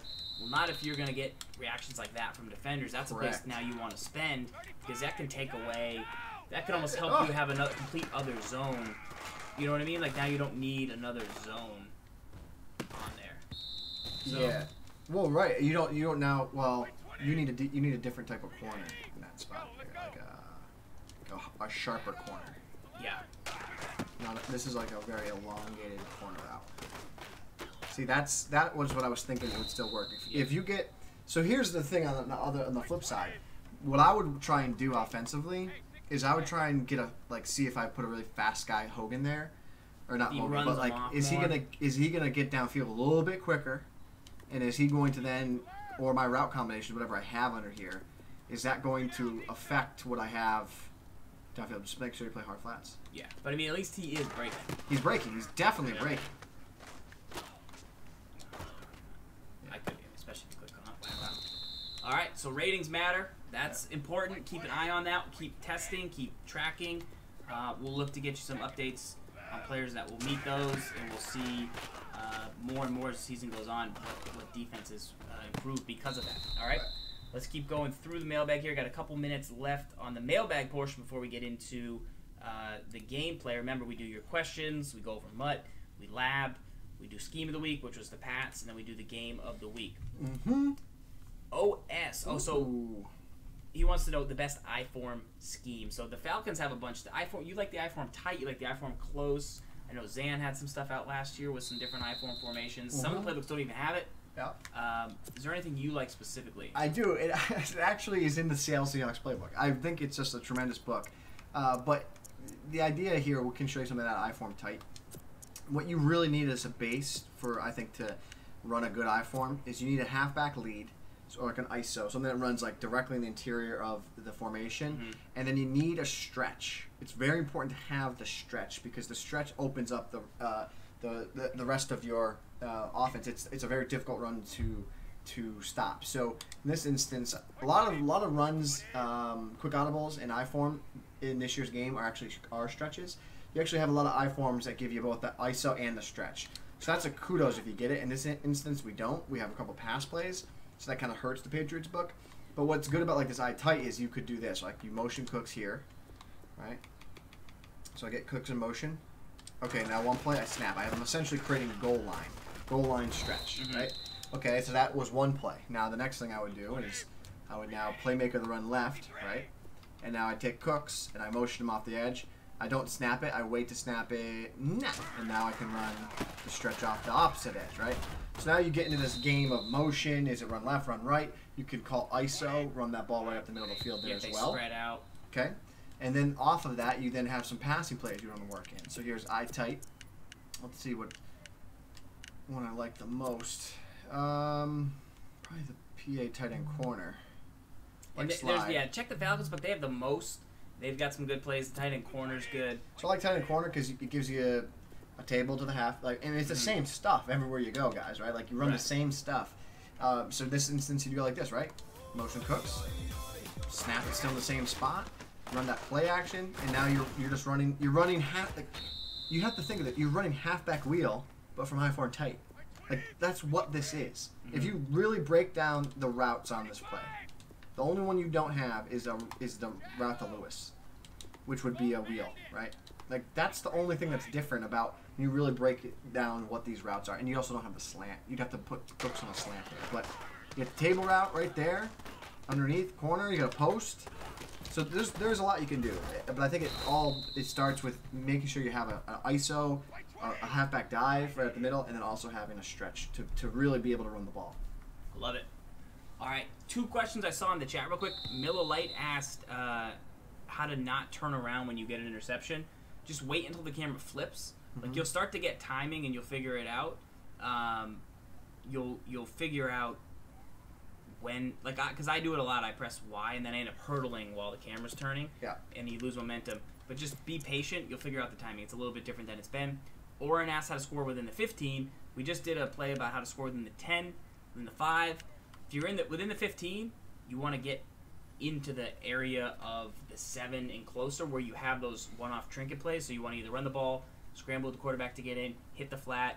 Don't treat the 15 like you're in the red zone because the Madden red zone is much tighter. It's like 10 yards and in. It's not necessarily 15. Right. If you're 22 yards, if you're between the 22 in like the 24 to the 19. Backbreaker, Z-spot post backbreaker, out routes to get down to the 10 so that you can then use those trinket plays. There's no really, like 15 yards and in isn't really a thing. Don't treat that differently until you get in even tighter. And we just showed you how to play those. Oh. All right, next question in the mailbag. Keep flying through these. Is it worth it to pass commit versus 5 wide receivers? Yeah, so Gauntlet, so I think what Gauntlet is thinking is, like, gives motion. Call the plays you showed earlier from the Pats where you motioned out Dion Lewis. Yeah. Remember when you? Yeah. So do that. So I think what the question is like, well, do I even need to, because my defense clearly knows that it's 5 wide, so it's not a run play. So do they just play great? But you still have to do it. And how you pass commit is hold down on the left trigger, flip the right stick up. So the minute you motion Dion Lewis, I know that it's a run play. Because I know it's not a run play. Because if it was a run play, they wouldn't let you motion Dion Lewis. So the minute I see him go out, I pass commit every time. Every time. Even though it's a 5-wide set, and you might say, oh, well, my guys just will know, and they'll automatically do it. But they don't. So you have to do it, and then they'll drop across, and you can hopefully defend it. But you do still need to pass commit. I recommend anytime you do know it is a pass play, you pass commit. Because you just get into your drops a little bit better. I'll show you real quick the difference. Yeah, I want to give a good visual representation. Yeah. I got a great way to show it to you. Cool. So we're going to come out and gun bunch here. This is the best way to see the difference and how important pass committing is in slowing down people that like to pass the ball. So I don't care what play you come out in. It doesn't not really important to me too much. But let's just come out in Pat's verts. Okay. So what do I say is the staple of what I like to have my staple offense be this year? What's the staple? Halfback on out. Far left receiver out, and then I don't worry about the rest of the routes, right? Like I'll change them up, whatever it is.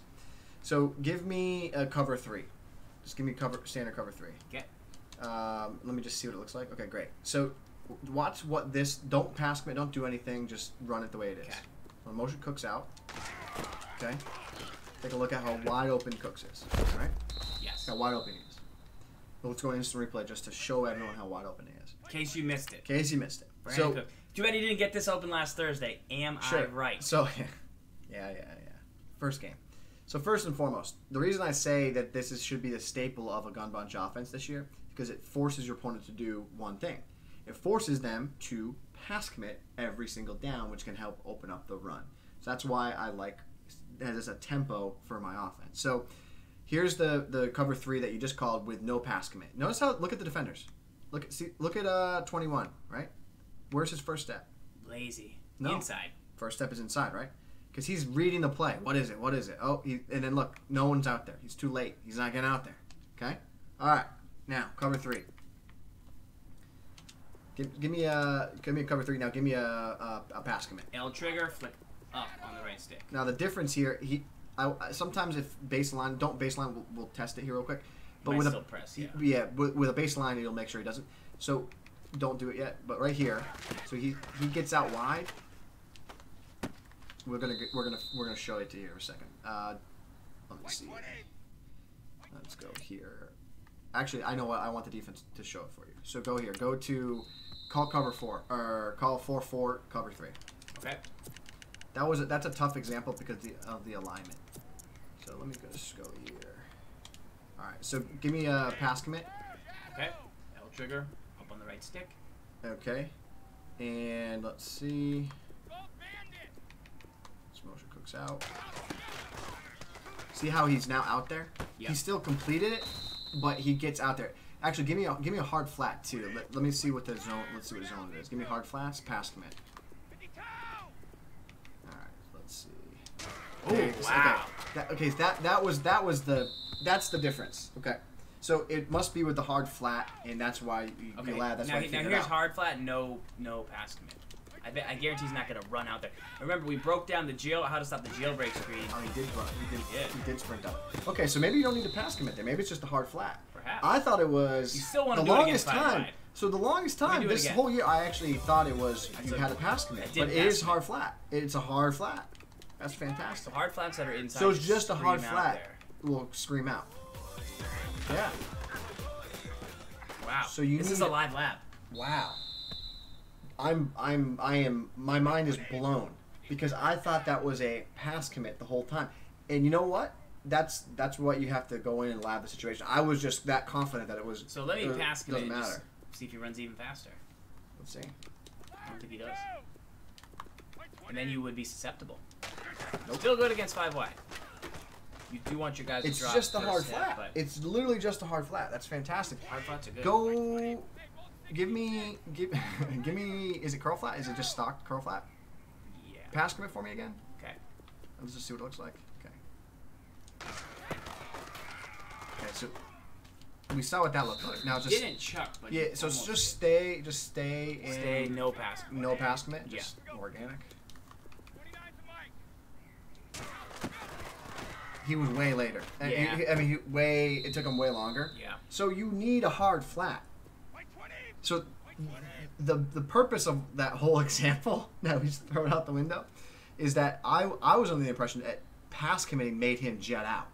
So that's why it was important to pass commit. But that's actually not the case. You just need a hard flat. Yeah. But against 5 wide, you always want to pass commit, unless you think it's QB draw.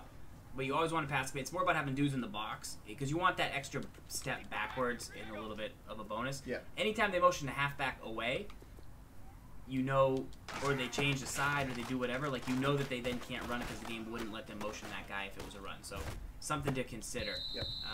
There. All right. Next mailbag question is from. Let's find it. Con Moyer. Gibbs, he is a new player. He likes how much detail we go into. Yep. He says, what's the difference between sets in a formation? So he basically says, like, Yep. you have not necessarily the packages, but like, Single back one pair. Ace overload. yes, Okay. a little bit of that, like just receivers moving kind of across the area. Like, why is this good? So there's two different things. One is personnel. It really is about personnel. That's the 90% of it. It's personnel.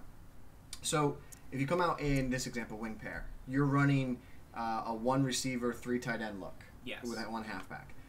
That's what this formation 3 is. tight ends on the right, you got Right. the halfback, and then you got a receiver. Well, when you really break it down, okay, say, well, why would I want to do that?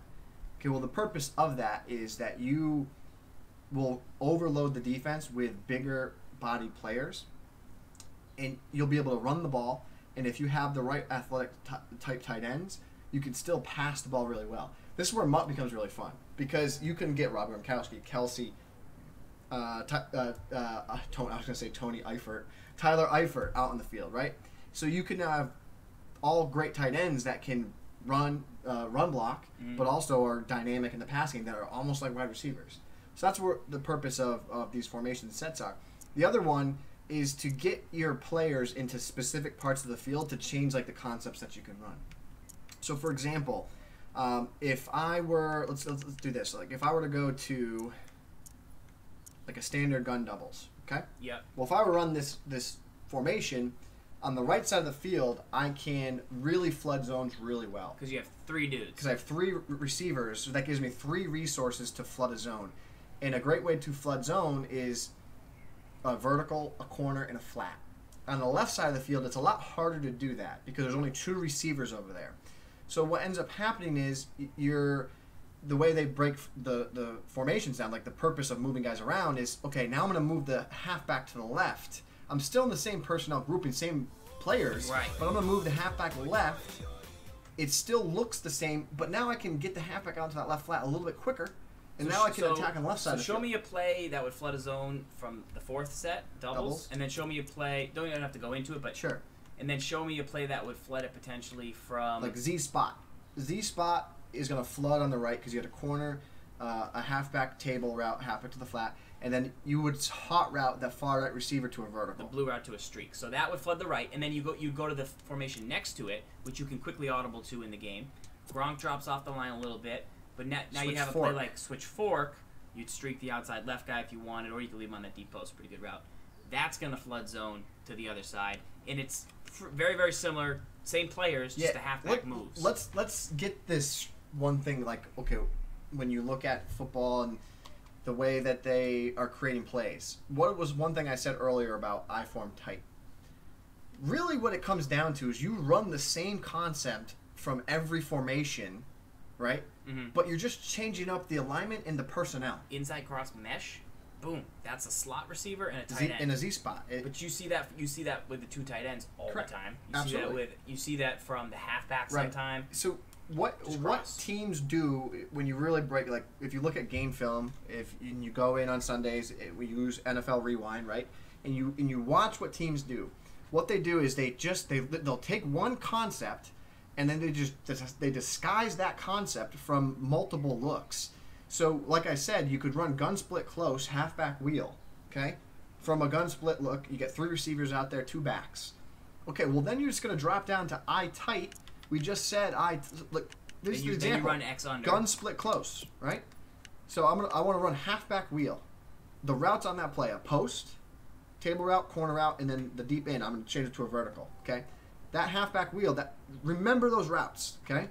Now I go back to eye tight. Different personnel, different groupings. It's a run-oriented style. I want to run that same passing concept. PA tight end corner. Look at the routes. It's the same concept. I want to attack the flat, the corner, the vertical, and the post. They have single back ace deuce close. No, ace close. Ace close. Yeah. Let's see it. Trying to see if they got anything similar. Even in that, like even in a set like that. Well, I mean, you can find it everywhere, right? Yeah. Like, let's go to. They don't have a post. They have tight slots. Well, let's go a slot, like Yeah. right here, right? I bet. Let's see if we have something similar to. Sort of slot out, sort of. It doesn't. You don't like. It's not a corner. It's You a deep can't out. do it in Madden, obviously, because you can't make routes. Like you can't make posts and corners, so you can't like make everything perfect. But let's take a look at this right here. Like, let's take a look.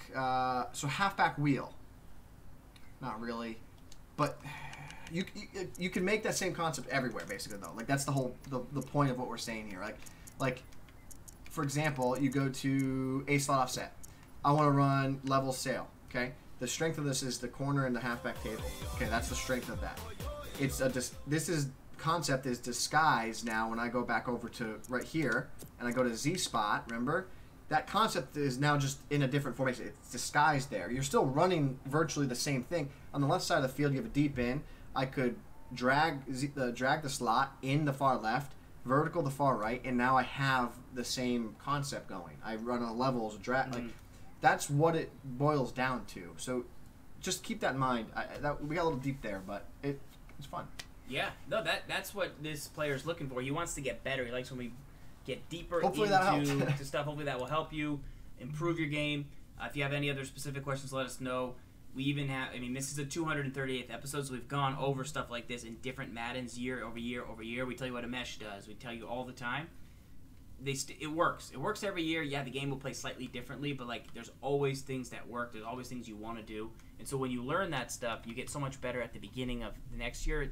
You learn it, you invest the time in one Madden, and then you get so much better every Madden in the future. Right. That base understanding of how to attack zone, I would say that's the most important thing I think we've ever probably, like, when it comes to talking about Madden tips, like, that's probably the most important thing you could ever know.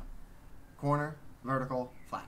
Bam. Like, that one mindset changes the whole entire way you're going to play the game. And the way you see the game. Makes your opponent have to make adjustments, Right. and stock coverages, you'll start beating them. You'll start just killing the computer. All right, next question in the mailbag. Two more to go here. One more to go here. How to stop zone runs like the halfback Wham. ham. Yep. Pagusis. Yeah, to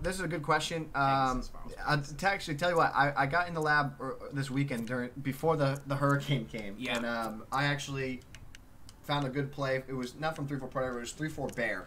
And then I also want to shout out to Hold Fast Hope and M-Stack. They continued to lab it later with a different setup. Theirs is from Cover 3.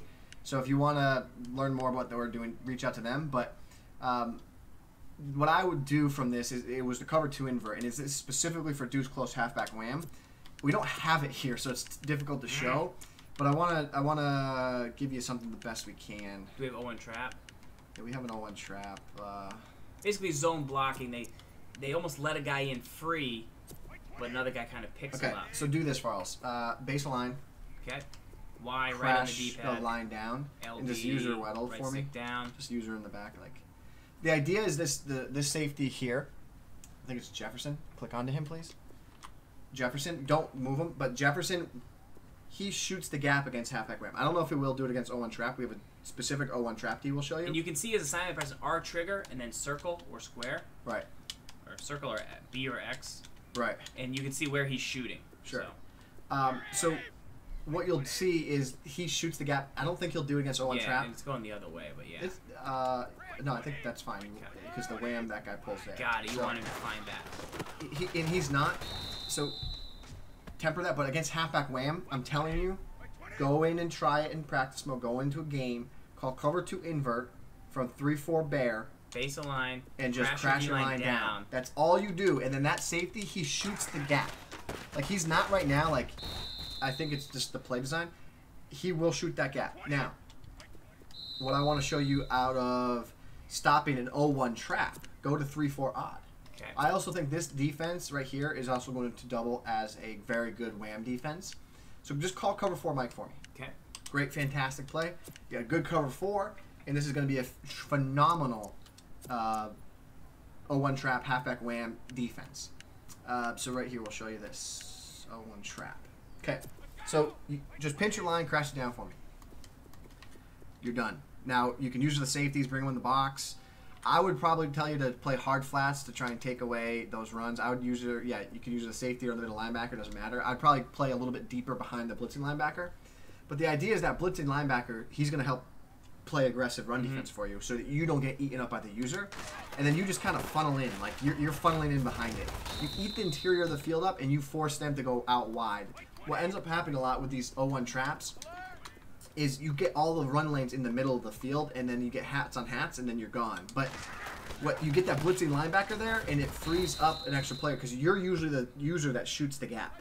So I really like these cover 4. There's a cover 3 play that does the same thing. And then you can be the free resource to make a play, opposed to you had to be the guy that ate the block the previous play. So I find that these plays are working pretty well. In run fits, again, they're R trigger, X, or B. X or B. X shows left, B shows right. That would be circle and square on PlayStation. Gibbs, real quick, we don't have a ton of time. I do want to talk about something that we said we would show here, and that's loop blitzing 101. Just not necessarily the setup people are using, but what can people expect to see when they get to higher levels? Pressure coming in. Sure. I mean, problems been loop blitzing, sting pinch zone, Madden 02. Like, people send pressure from depth. People blitz from the linebacker position, comes in. Sure. It's a constant thing you see, but why is it so effective this year? Give me the defensive stick and come out and gun spread. So there's 2 different loops that you're seeing. I mean, not different loops, but like you can pretty much get loop pressure from just about any formation. It takes, in my opinion, a lot of resources to get it to work pretty effectively. But what I like about this is the Big Dime 236. If you remember in the past TWIMs, what was it, last week or the week before, we gave you this blitz right here, right? So this pressure comes off that right edge, snap of the ball, you go, you're going to scream off that edge, right? So now you have that blitz. You have the coverage audible from this. You can do it from cover 2, cover 3, 2-man, send it right, send it left, both ways, all the goodness, right? Hey, go watch that video. All the goodness. YouTube.com/sgibbs. Yeah. YouTube.com/ZFarls. Either place, go watch that. Very important. So off of that, you can take this to a loop where you're getting pressure from a linebacker. So what you would do here is you go cover 2, you can do 2-man, whatever you really want. So let's set it up the same way. Baseline press, pinch your linebackers, shift your line left, just like the other setup. In this instance, you crash your linebackers down, not out. And then when you blitz the linebacker, you take a look at where the blitz angle's going. Yes. He's going to the left B gap. And now what you look at, when you really look at it, you have the outside linebacker going to tackle. You have the D tackle who's pushing towards the center and the guard. And then you have the right D tackle who's pushing towards the center and the guard as well. So what ends up happening, you got to get him in the right spot. If you get the right timing, the right speed of the linebacker, he'll blitz in through the B gap pretty effectively. It's more of a delayed style blitz. It's not edge. It's not an A gap. It's not anything crazy. But it's a good, consistent way to get depth from a spot that most people are really uncomfortable facing. So snap of the ball, you should see him. Sometimes the center will recover. But see how it's a little loop? Tom Brady kind of fast, but yeah, he loops in. Correct. So you gotta keep an eye out because you're gonna see pressure like that, and it's delayed. It's not quite as spicy as edge pressure, but it does come in like from the B gap, so it can be a little bit spooky. But if you're setting it up or you're seeing it, you gotta remember that guy's not gonna blitz straight down. The line's gonna crash one way. He's gonna funnel in, and that's kind of how it works. Let's try it on the opposite side. See, sometimes it happens. Yeah. Sometimes it happens. There's some of them you'll see are better than others, and some are not. But if you're looking to pick that up, you would keep a halfback on that side. One thing I find interesting, Gibbs, is in previous years' games, you would always almost look for a blitzer on a funny angle. Yeah. This year, instead of him going straight down, he goes to a gap. Well, but that but it's just delayed enough. Well, take a look at this. Depending on your line crash, watch this. If line crash out, where he goes. Now you don't want that. I don't want that. I don't want that. I want him to loop. So a line crash down, he attacks that left B gap. If I line crash out, like for setting up the edge pressure, his assignment now, because if you look at the assignments, you have the D end and the D tackle. They go at the left tackle and then the guard. And now when you blitz him, his is supposed to go at the center. You would want this set up more so if you were going to blitz the slot. Yes. But since you're blitzing the loop, you want them in so that he goes there. Right. So now snap of the ball, you think edge pressure. Uh-oh. Now it comes right there. Nice. Different change of pace. You'll see top players do that. If you play weekend league, pro guys, they're going to run some loop blitzes, some pressure from depth. You still have all the tools at your disposal. You can slide protect to the left, LB right on the left on the right stick. You can block the halfback. Block the halfback. ID him. Yeah. You can ID the Mike. Go ahead. Who is the looper? Block the halfback. Like that should potentially. Yeah. It does.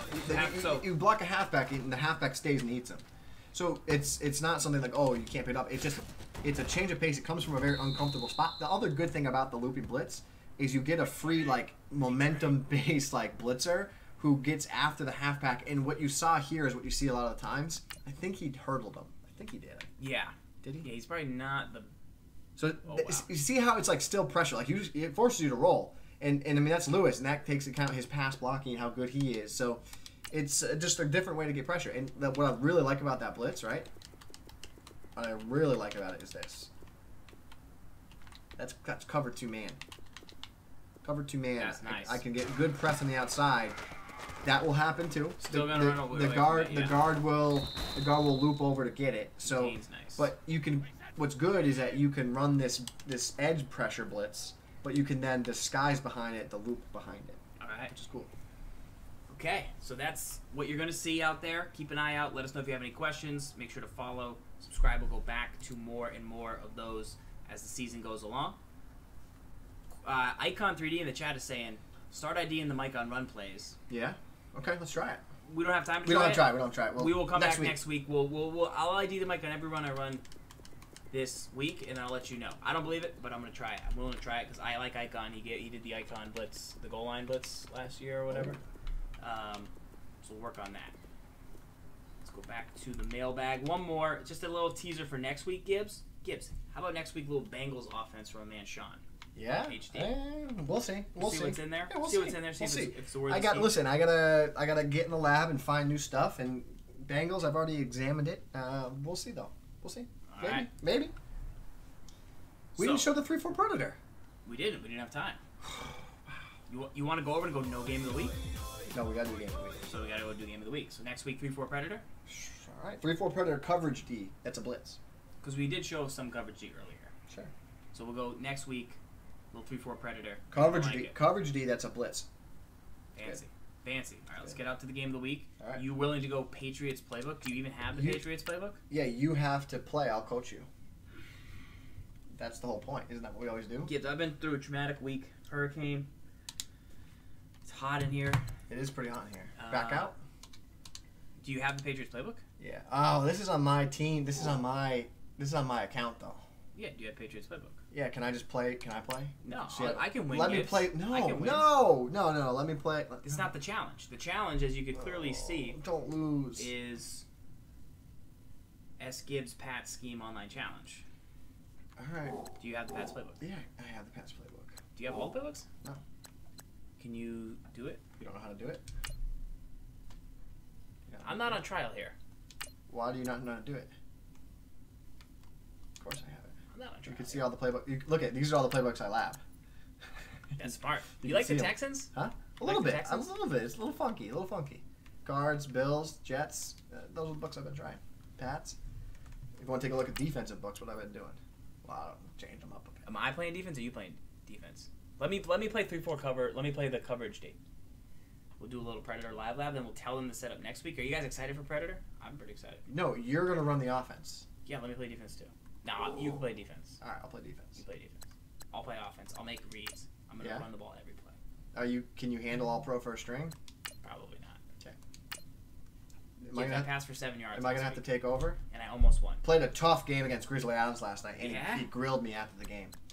He sent me a message after the game. He was like, "You stink." No, he was like, why don't you put that game on this week in Madden? Ooh. But Tell it was me it's okay. not Wednesday. Good point. He was a good player though. He was a very good player. Huh? Did he have a beard? I hope so. I hope he did. He was a good player though. He That's from Happy Gilmore. I only had 3 possessions, so he did he had great, fantastic time of I possession. think wait time's going to be pretty high. Why? Because that's what it said, estimated wait time. Did we freeze? I think we froze. No, the ball's spinning. Did we freeze? It's only on 12. How do we freeze? How does that freeze? Ouch, yeah. How'd that freeze? All right, go to my head. Let's go to Mudhead. Go to my head until we get this thing back. Don't be a butthead. Go to Mudhead. Let's take a look at a little guy by the name of Leonard Floyd. Somebody recommended him earlier. Remember on MUT 101 we were talking about good budget guys. So Leonard Floyd's 6'6". He's a guy you definitely want to get involved. Wow. You could potentially user him. He'll continue to get faster. He's a gold, but at 6'6", 80 speed, 80 agility, that's pretty strong for a good user player. He's somebody that I definitely like. Any other players that you guys are out there really into? Derek Carr with Conductor. He's fantastic. We have him. This is critical. Is it Team 3 or Tier 4? Tier 4. He's the best player in the game. Like you asked me that before, but like it's very difficult to obtain. But like he's the best player in the game. Conductor is so valuable. 82 speed is. Wait till you see insane. how much fun it is when this to just get 2 hot routes in and go, not have to wait. It's fantastic. Pretty enough. It's pretty good. I hope you. How great would it be if you got Conductor Tier 2, 3 hot routes? Ooh, right. Fancy. Imagine that. Fancy. So let's take a look at Corey Grant. The Lattimore Team of the Week, very good. Lattimore is good. So Corey Grant's a speedster. I think the new guy we just talked about is going to cover him, Cohen. Yeah. He's going to kind of fill in for a lot of things Corey Grant does, unless agility is so bad. 20 caps good. That's really low. He could be the goon though. Like remember who Bo Jackson or Darius Jackson? Darius, don't call him Bo. Jackson. But yeah, the Cohen's definitely somebody you want in your arsenal.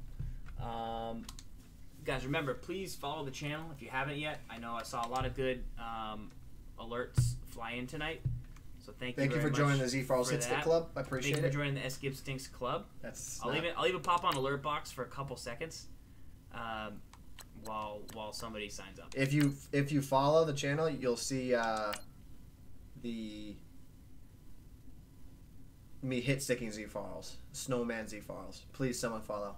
Please someone follow. No, I don't follow. I'm gonna turn it off. No. Please, please someone follow. It hitches up the stream. Please, no, it does not. Please, someone follow. Someone follow. Don't.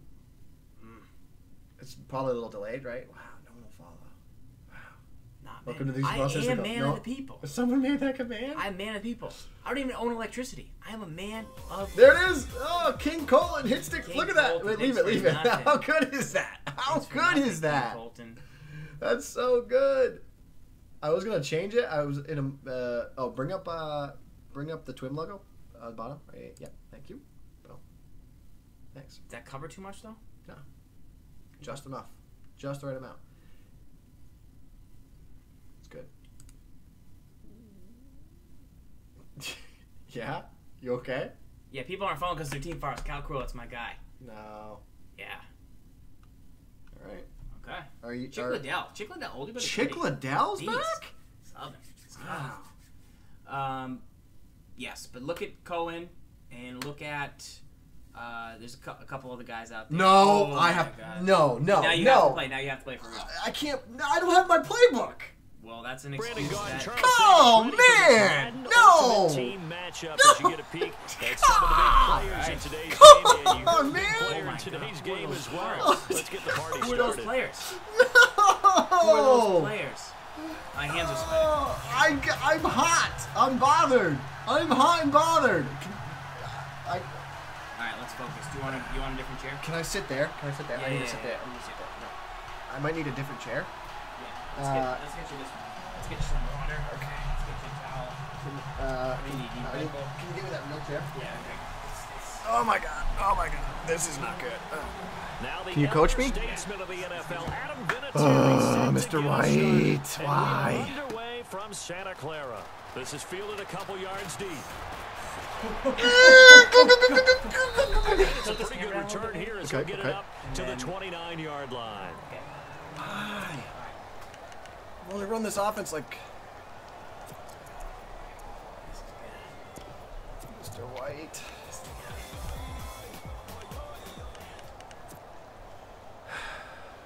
I'm nervous. I'm nauseous. I'm nauseous. And on the outside, they're playing press coverage.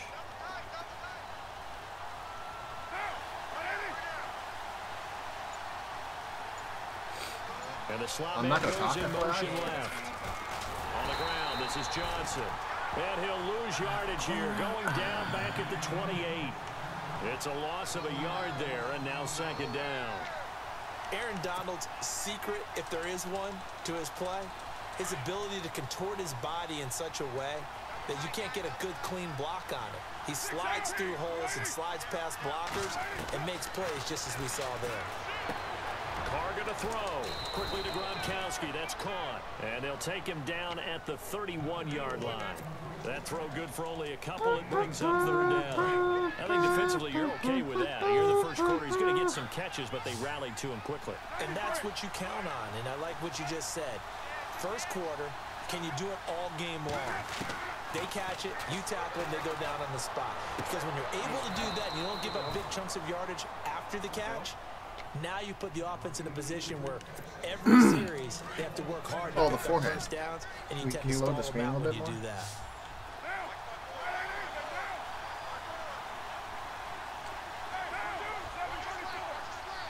And they'll send the slot in motion left. A first down carry here for Johnson. And able to push his way forward here for a good little gain. 5 yards on the carry. Good pickup on first down. Partner, I think from our experience together, we have learned that most offensive coordinators are going to tell you, if I'm going to run the football on first down, I've got to get at least 4 yards. They got 5 here. They've got to feel pretty good about that one. I don't want it. They'll send Brown in motion right. Now Carr throwing on second down. Looking deep for Julio. This is caught inside the 15. That's a great use. That was a great use. For 36 yards. That was a great use. Great discipline. Great discipline. Those patterns, as we just saw there for a big gainer, that's tough to do because you usually have a safety or two in the middle of the field. But if you hit enough crossers and underneath routes and curls, you start to get those guys creeping up, wanting to make plays on the football. It's the equivalent of a change-up in baseball. You show your other stuff, throw the change-up, and on that play, it worked for big yardage. We haven't seen much from him running the football here in this first quarter. No, you're right about that. We haven't seen much of it all so far. They've stacked him up pretty well, but when you're trying to run the football, sometimes you got to play the long game. Keep handing it to him, and some of those runs that aren't working now, they turn into 6, 7, 8, and maybe more later on. Buying time to his left. And time finally runs out. He can't get rid of the football, and he's taken down. Joey Bosa in there to sack him for a loss of 6. The 7th play now of this opening drive. This is 3rd and long, though. There is a lot of benefits to that.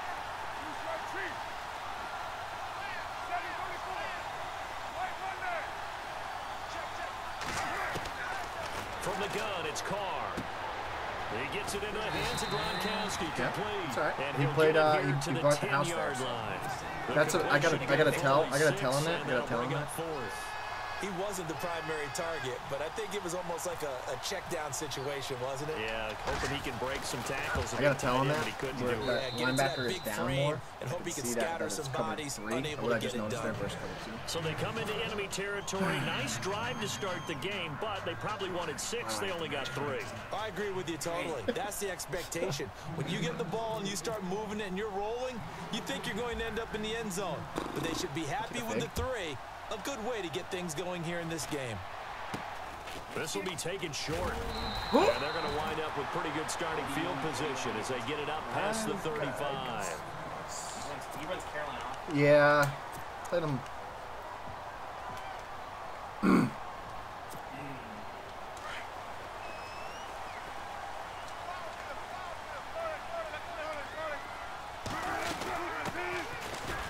boy Wentz. My boy Wentz. Stopped up quickly here. Yeah, he's got some guys. Just a yard up to the 39. Well, if the coaching staff's doing a good job upstairs, they'll file away what they just saw from the defense right there. They sold out to stop that running play. I'd say keep that in mind. They want to try that again. Go play action and hit them over the top. On second down, Wilson. Go! Come on. It's a Patriots sack.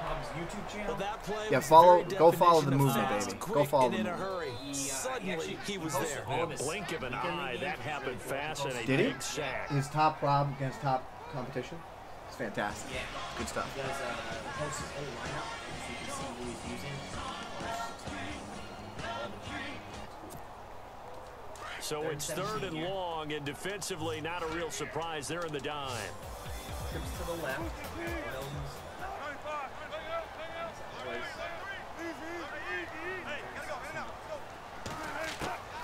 Out of the gun, here's Wilson. It's caught by OBJ. And some big-time hitting going on there. He is knocked to the ground. They do get 10 back, but still a ways to go on fourth. Second quarter now. Brandon Gaudin, Charles Davis with you. On third and 17, early in the red zone, he took it, but didn't go for it on fourth in the field goal. This, obviously, he's going to go for it. He's not in range yet. Wilson and the offense not coming off the field. They're going for it on fourth. They'll indeed go for it with Wilson. They'll let it go deep for Beckham. And that's caught inside the 30. I manned up the wrong He will guy. be hit with a lot of force and spun Well, down. I manned up the Gain of left 35 slot. that He time. sent the inside And it'll be guy. first down, I manned 49ers. up the.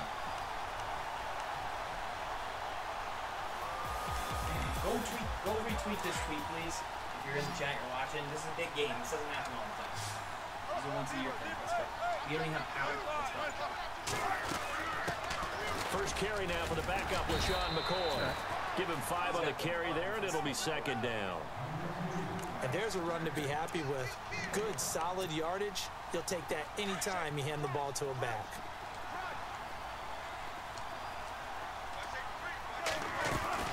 Again, it's McCoy.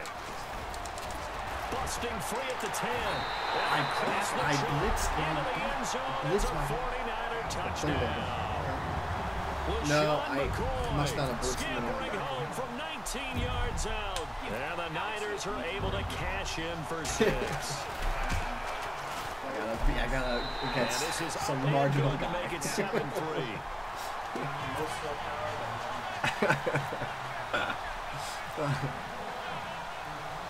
Vinatieri out there to kick this one away. Huge for it. This will be taken in at the 1. And he'll get it up to Jersey about the 52 in it. 26-yard line, just Jersey, across I the can say. 25. Now the Patriots offense, they worked their way back out onto the field. And they had 3 points last time, but they didn't want 3 points because they were well within range of scoring a touchdown. We'll see if they can do I'm better. trying to win. Let's go to be frank about the whole thing. The only one happy about the three-point kicker. Exactly. You put it through the post. That's going to help him in contract time. But that offense, they're thinking, let's get in the end zone this time. I don't know if that helped him in contract time. You could have kicked that one through. I don't know about that. I don't know about that. Super toe. And the play clock's running down. Carr now on first down. And it pops free. The collision there jarred the ball loose and brings up second down. The one thing that I've liked defensively is that they've shown them a lot of different looks here in the first half. They've Very sat good. back. I think that's what you need to do to keep an offense guessing. And they certainly have kept them on their toes. That's why they haven't had much success on the scoreboard. Slot man moves right. On second down, Johnson. And he'll be tackled at about the 35. 9 yards on the pickup there as he'll be left with 3rd and 1. Getting had a ton of success here so far, but you get the feeling that he might be on the verge of popping one. Yeah, even on that one, there was a little bit of a hole, but it closed there quickly at the end.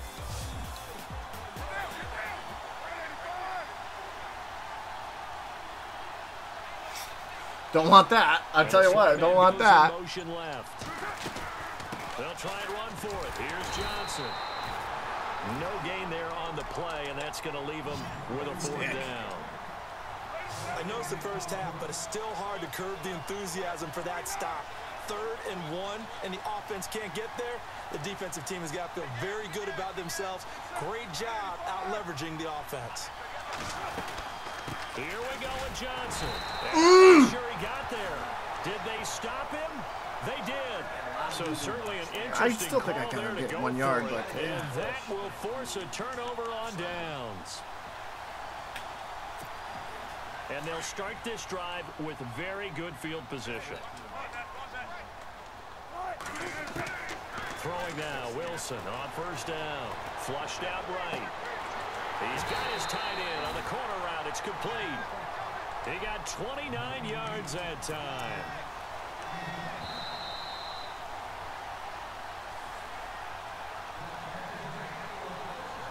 Two minutes remain here in the first half. Back to the booth right after this.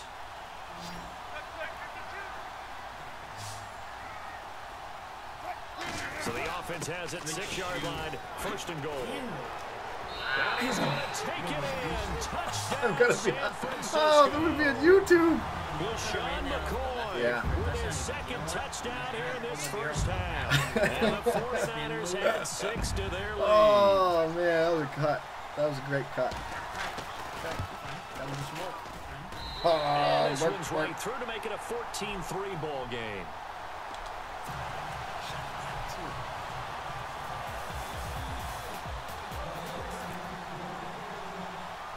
Vinatieri out there to kick this one away. You're all right. This will be taken in at the 1. And a pretty good return here. He'll be stopped just shy of the 25 at the 24-yard line. Sure. And now out come the Patriots. And last time this unit was out here, costly turnover, and then that turned into 6 points. They've got to make amends.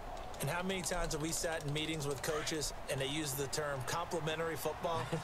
Offense take care of the defense, defense take care of the offense. That didn't happen on the last possession. This is a chance. Looking for Johnson, and it's intercepted. He did that to me last time, too.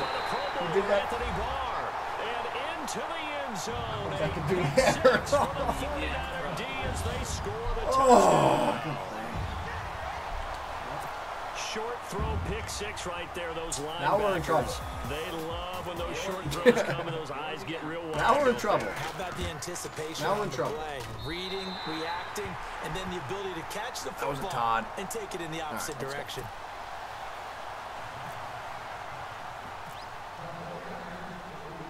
So they'll get another shot on offense following that pick 6. And now the kick is away. This fielded at the 2. And he's up across the 25 and down at the 28-yard line. Now the Patriot offense set to take over again. And they just had that pick 6. I guess the only positive maybe of them returning that for a touchdown. This offense right back out onto the field to try to make up for it. I like that because now it doesn't give them a chance to go to the bench and really settle. You know, to sit there and kind of seethe over the idea that they turned the ball over previously. Right back out there, it's almost like hopping right back on the bike after falling over.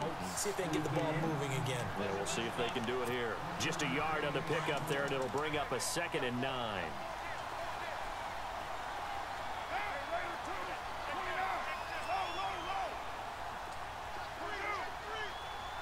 And they'll send the slot in motion left. Now Carr.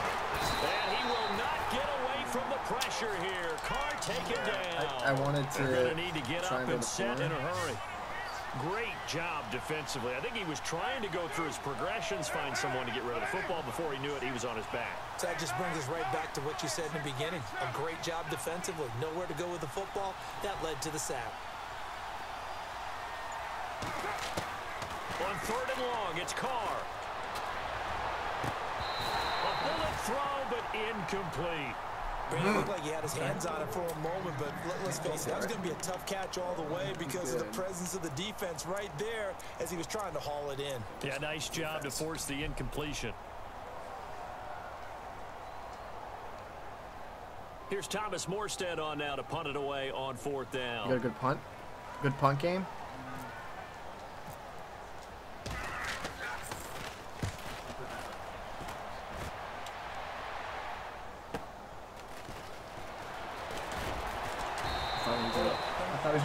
that back return left. there after the Oh, that was punt of disastrous. 47.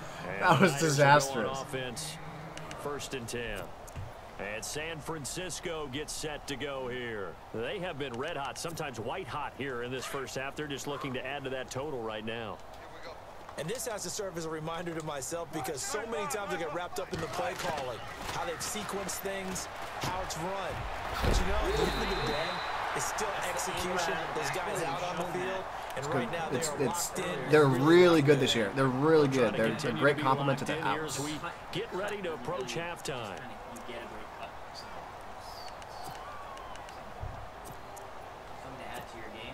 Offense comes to the line now, 1st and 10.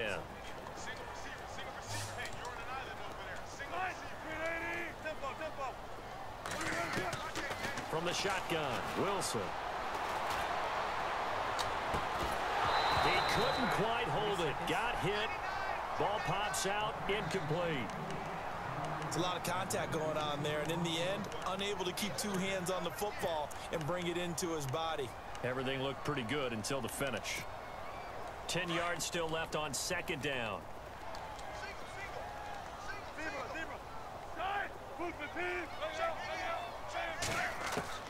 Wilson now throwing again. Caught left side. It's Beckham. And he's going to be out of bounds, but able to take it inside the 40-yard line. It's a gain of 13 for number 13, and it gives him a 1st down. Got good balance, 6 and 4. On 1st and 10, it's Wilson. He completes it to Julio Jones. And he's going to go out of bounds. He takes this one down shy of the 20. Right. Back-to-back nice gains. That one for 14 yards and another 1st.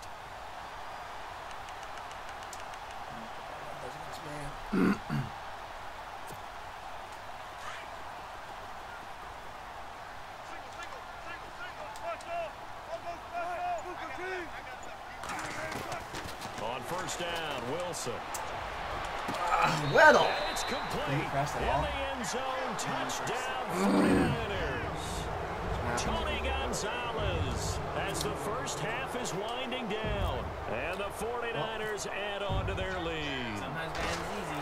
Sometimes man's easy, and then sometimes you play And they balls. open the lead up now to 25 points. I'll give myself this. The first time I played him, I played way better. So I think he got a lot better. I think I got a lot worse. Or he just got a lot better, and I stayed nowhere near as good. Vinatieri out there to kick this one away. Returning it, John Ross. And he'll be taken down just past the 20 at about the 21-yard line. Out comes the New England offense to see what they can do this time. And with time quickly fading here in the 2nd quarter, not sure Ebert, that's going to have to be what I go with. they want to play this. Gonna have to. I think we'll find out just how much they trust their guys in this situation if they decide to take a shot. They begin the drive with Johnson. And he'll be taken down right around the 27. Now a timeout taken. Perhaps a chance for one more quick play and then another timeout if they hurry. We'll see. 2nd down following the run.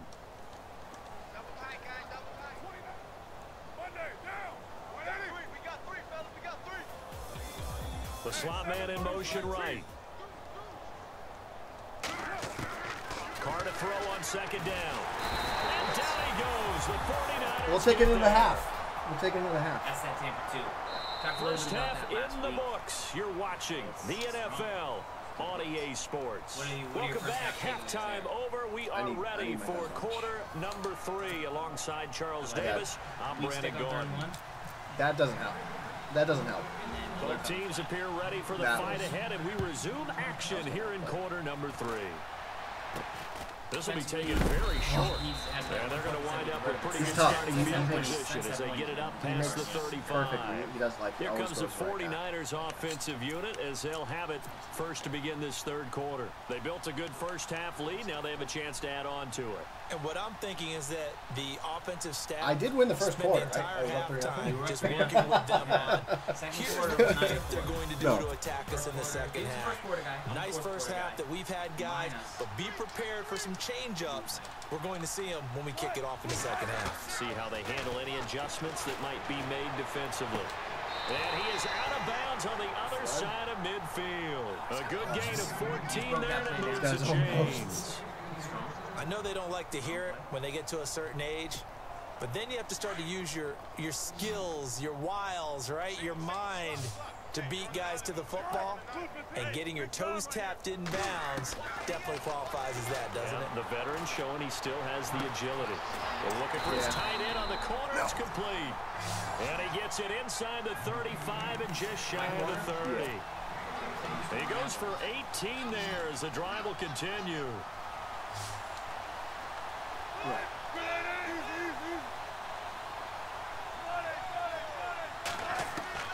They'll throw on first down with Wilson. He'll let it go, and he hauls it in the end zone. Touchdown, San Francisco. Odell Beckham, 31 yards. Shearer, we have a lot of problems. problems Just pouring it on. He's been a busy I'm going to fight. If I get home 50 burger, I give him a 50 burger. I don't care. Power, apparently power is out. I have no power. Yeah. I have no power. I have no power. Vinatieri out there. You want to play play? This one away. I mean, if you need me to jump in there. This is yeah, if you press in the coverage deep. And a good return as he'll be stopped just shy of the 30-yard line.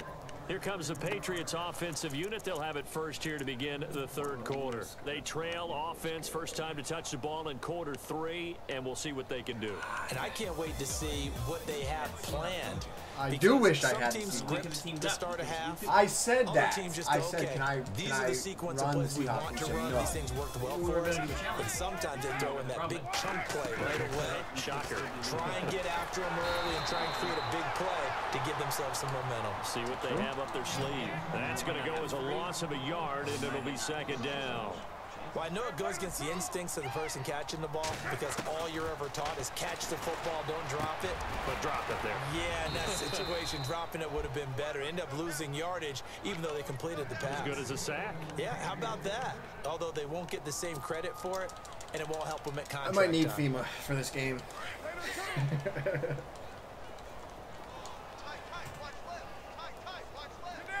And he motions the wide receiver.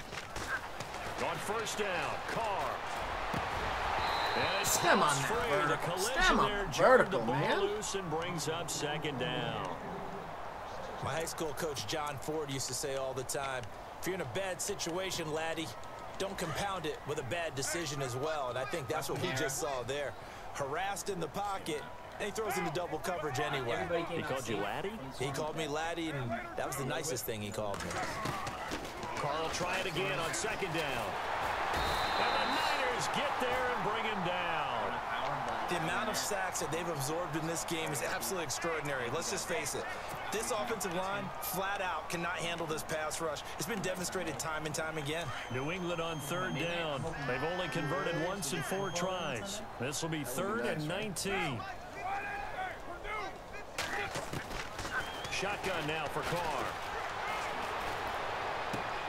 No, don't do that. It's Brown. And he'll be out of bounds after getting this one across the 40. The completion good for only 6, and that'll bring up 4th.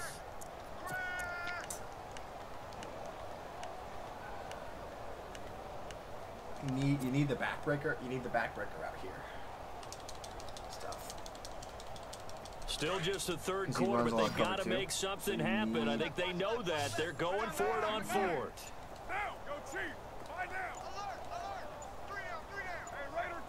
Play clock winding down. Here we go on 4th down with Carr. It's caught. Jones. And he's taken down, but not before he gets this into enemy territory across the 40. It's a pickup of 21. And it'll be first down, New England. I need more allowance. I might cry in the car. I might go get Jimmy John's. I might go get a Publix sub. Like, what? There's so many things I could get. They'll run it now out of the gun. Nothing doing. Barely able to muster a yard to hit the 35. I'd say they've got to find a way to get him going. He's such a big part of their offense. I wonder if they might throw it a little and come back to the run. Anything, because you're right. He's pretty much been completely neutralized. Now a 10th carry for Johnson. And past the 30 down to about the 27. Pretty good running there, 9 yards. Sets up a 3rd and 1. I'm so excited. This drive is turning into an extended one, and the guy carrying the ball, he's becoming more like a body blows guy. Every carry is putting some damage on the defense. So after a while, I'm not too sure how many guys are going to want to run up and tackle him. On 3rd down, Johnson. And he's going to get the 1st down as they bring him down at the 23. It's a gain of 4 there, and it gives him a new set of downs. No, we fight. So I'm only 2 against Brown. There. They looked like they were playing for the pass. That was 3rd and short. Yeah, it was an easy pickup because they handed it to him. That was way too easy. Just looked like absolute confusion defensively. Not sure why they were in that set. Trying for Brown, and it's intercepted. Able to get there and pick it. Oh! It's just a top play. And he will take this all the way down to the 38-yard line. So their woes on offense continue. That's the 2nd pick thrown here in the 3rd quarter. And we know it was ill-advised, but that was an opportunity to help them get back into the game. Instead, he throws another interception, and now their task is even tougher.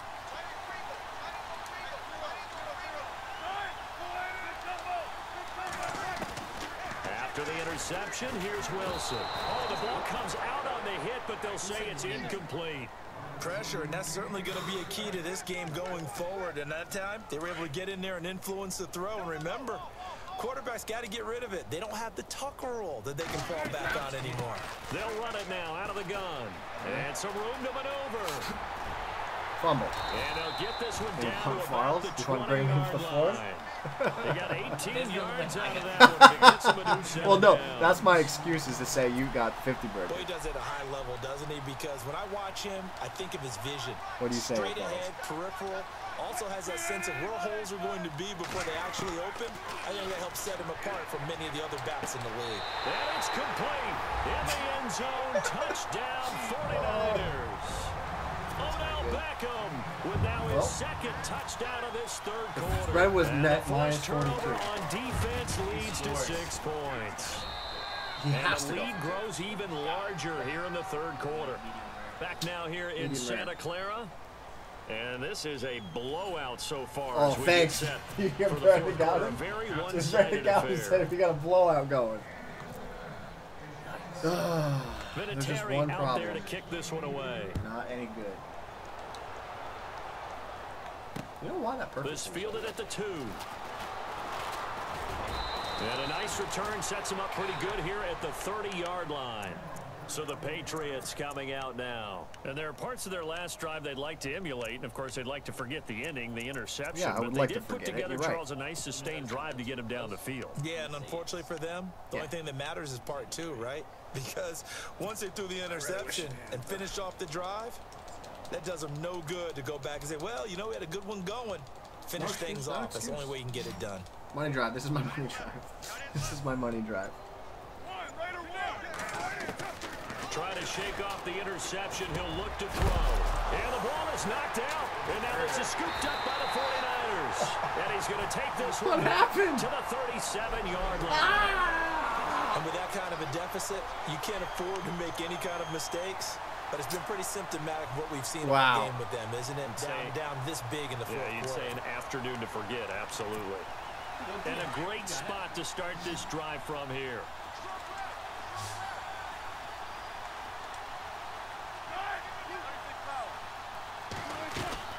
Following the fumble recovery, it's Wilson. He's got his tight end on the corner route. It's complete. They give him 13 yards there on the play and a fresh set of downs. And there's a completion to the tight end. And look at the size of these players nowadays. At that spot, 6'4", 6'5", and up. A lot of guys used to be basketball players, somehow came back to football. That's really good for the game of football. You're getting better athleticism, great hand-eye coordination, guys who know how to... And no escaping this time as he'll go down. They got him for a sack. Okay, was it a breakdown in protection? Did the running back not pick him up? Got me down, It doesn't Ray. really matter. Sometimes it's just a great play made by the defense. Big-time sack.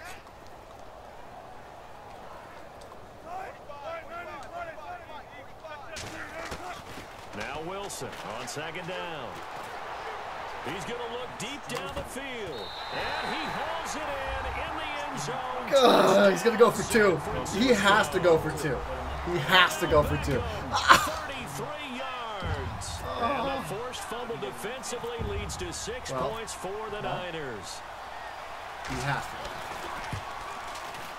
Now this one was you see this a look? while ago You as see they this just look? add on to their big lead. This is a defeated man. This is a defeated man. This is a defeated. Good game. It was a good game in the second quarter. I was up in the first quarter. I was up in the first quarter. It was 3-0. 3-0 in the first quarter. 4th and 7. Really hurt. This will be taken in at the 1. And he's going to be stopped dead in his tracks. A lot of hit sticks. The Patriot offense now set to come I think back you're right. I out think he on knows the he's going to field. score again. And the turnover last time, that's sort of been symptomatic of their struggles here in this one. Big word. I like it, though, because you're exactly You right. like that, don't you? All game long, they've struggled moving the ball, turning it over on the last possession. Is that word again, symptomatic? Yeah. I like that. Your analysis symptomatic of the success of this broadcast. What I like is that you gave me the word, and I just kept using it. True. That goes as a gain of 11 and a Patriot first down. Well, partner, I know this type of running back. I mean, this size, this intensity usually gets better as There's the nothing game to goes complain on. about. And Johnson lost the football. It's loose, poked out. And now this is scooped up by the 49ers. And he's able to get it back to the 33-yard line. There's And nothing I to don't know complain that about. fumble's going to matter a whole lot. You look at the deficit Who was here that? in the fourth. Anthony Barr? It doesn't matter. David The coach Johnson? on the sideline still scratching his head. Yeah, Road not Soda's is back for scratching this. his head, but probably writing a note or Road two. Soda's coming back. Road Soda, you come back for Road sodas, this? they say Farls is Maybe good that's the anymore. No. At this point, but being Don't let him sloppy get throughout the 50. game. Don't let him get 50. not gonna I'm help him trying improve. not to. Really nice starting field position here for the offensive Yeah, unit. Falls, I see you. No problem. And to give this time to the tailback. And he will lose yardage back to the 34-yard line. It's a loss of a yard there, and now second Yeah, down. Falls, I see you. And when do they mocking start me in the thinking background. about burning these timeouts? They I see got you all mocking three me in the still background. defensively. To me, you have to Yeah. start Mocking right you now. would be this. Here's the time, Mocking's and that like means you've got to do an stop impression them of on mocking. defense, I'm not give up cheering the when you're yardage. getting destroyed. Use your Yes, that's timeouts mocking. in order to Mocking get would the be ball this. back and try and score hold the yourself. controller, But now and be is the like- time to start using those timeouts. And keep in mind, it'll also stop the clock at the 2-minute warning. They go play action with Let me get Wilson. you over the top again for the A night. swing pass caught. And they are going to score again. I'm not Yet mocking. another touchdown as they just add to their totals. So another score there, and often you talk about the three phases of the game. Defense, offense, special teams. It's been a clean listen. sweep in this one, hasn't it? It certainly There's a reason has. he's They've been good. pretty dominant The throughout reason this he game. plays and I don't. And privately, the You head should coach pay will add attention to the way fourth Problem phase. plays. That's the moral coaching. story. And he'll tell the ownership that as he tries to negotiate a new Maybe I'm contract just off not. of this win. They are looking strong here in the fourth quarter. You think so? We got to come up with the excuses. I didn't This eat will be dinner. taken in I'm at hungry. the one. I'm hungry. I worked all day. And not a bad return Worked here. all He gets day. it out to the 25-yard line. Really hot in this room. And the Patriots gearing up to go now. You got me a chair. And last time, not only the turnover, What else? but that turned into 6 points.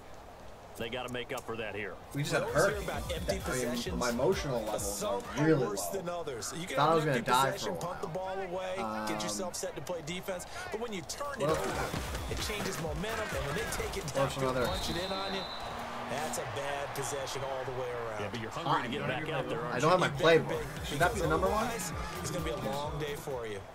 And it looks like this will be the last play before the 2-minute warning. Any good? Happy? I can't play against these guys and be good. Like inconsistent. Time for I a think I break. can. We'll come back always and think you wrap can't up do it. You always garbage wanna time after this. You always want to know. Found out quick, didn't you? You're up 3-0. I had a great first quarter. Yeah, the whole way. I had a great first quarter. the whole way. I had a great first quarter. the whole way. 3-0 first quarter. Right? Yeah. Great first quarter. You shut him out. Shut him out in the first quarter. Shut him out. They go to Johnson again. I shut him out in the first Way quarter. forward to about the 32. It'll be a game time, but still about 3 yards shy of the first down marker, and now it's First third quarter. down. What, are you happy? Just read the chat, you know. Looks like the defense Yeah. in press coverage here. Right? Shout out to the great first quarter, huh? Yeah. Yeah. On third down, that's Johnson. And he'll get this up only to about the 33. Only a yard on the pickup there, and it's going to leave him with a fourth down. This is what happens sometimes when you abandon the running game. It's hard to get back to it because once guys get out of that mentality of firing out and hitting people, hard to get them started again occasionally. Come on. I cannot believe that Road Sodas came back for this. So The first quarter was my Super Let's see how Bowl. this plays out. Now Carr got to have this one. And he's going to be intercepted a third time. Willie McGinnis picked it. And he's able to get it back to the 33-yard line. I wish I could have played next to the another on the wins. offensive side of the ball. That's now 3 interceptions to go along with 2 fumbles for him. And if you're going to turn the ball over 5 times in a game, your chances to win have to be about 100 to 1. And it's not looking good for him here. Now a first down carry here for McCoy. And an alley to run. No! No! That hurts more! Oh my god. Okay, so that's why Stop the fight. Stop the fight. Stop the fight! Still like to run the football. When you run it that successfully, the offensive line is fired Virtually up. punched here. What they want to do each and every game is Throw run the damn towel. smack some Throw the people. damn towel. Don't Would throw say so go ahead tight. and run Throw it again. Throw the towel! Throw in the towel. Throw in the towel. Throw the towel! Throw in the towel. You told me to respect Odell. I didn't respect Odell. Throw the towel! 3 timeouts. We'll see if they want to Throw use the them here towel. as the kneel down comes. In all seriousness, no. Yes. Yes. Yes. Thank you very much. I'm a defeated man. I just got virtually beat up over the internet. What spin move is that? I don't know. I don't. Play? Take your socks. Why are your socks here? Why did you take your socks off? I don't have power. Why did you take your socks off in my house? All right, well, back to the lab session. Charles, it's one thing to win. Yeah, it's another thing to win and put up the lab amount of passing points that they did. Boy, were they clicking on offense. They can't That help was his but Super feel Bowl? great about That was themselves, his can Super they? Bowl? I mean, what a game to put up that number of Was it a points. Super Bowl? Continually feel like they're moving the ball and things are working and clicking. Let's go They watch think the they levels can pick and then follow watch this. GG's. Good game. GG's. Good game. You guys can drop some GG's over there. You should go to topman.com. Oh, I'm not okay. I'm emotionally upset. This is the best. This thing right here. I swear to God, the first time I played, he did the same thing. You didn't learn though. No. You kind of quick snapped it. Like it was fairly quick. Oh yeah. Go back. Would he have played the C? Like what can he play here? He was just getting out there to get caught up. He just went out there. You did. could. You like look. You're very predictable. I've been telling you that for years. I haven't been able to translate the beatdown like this. I know what you're doing. I'm not He saying knows that it I'm goes a not. little better. Yeah. Look at the third one though. What? He had a really good second quarter. Did he? Why? You had a really good first quarter. He had a really good second quarter. Wait, because he put up 28 points? He had a good second quarter. Because he put up... It was a good quarter. Oh. I can't show it. No, yeah. No. Not that one. Third one. That was it, wasn't it? Second quarter.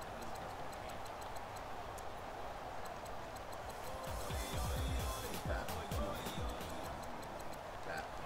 No, the third down run though was the worst. This was like you got a good push and you should have put it back in the middle.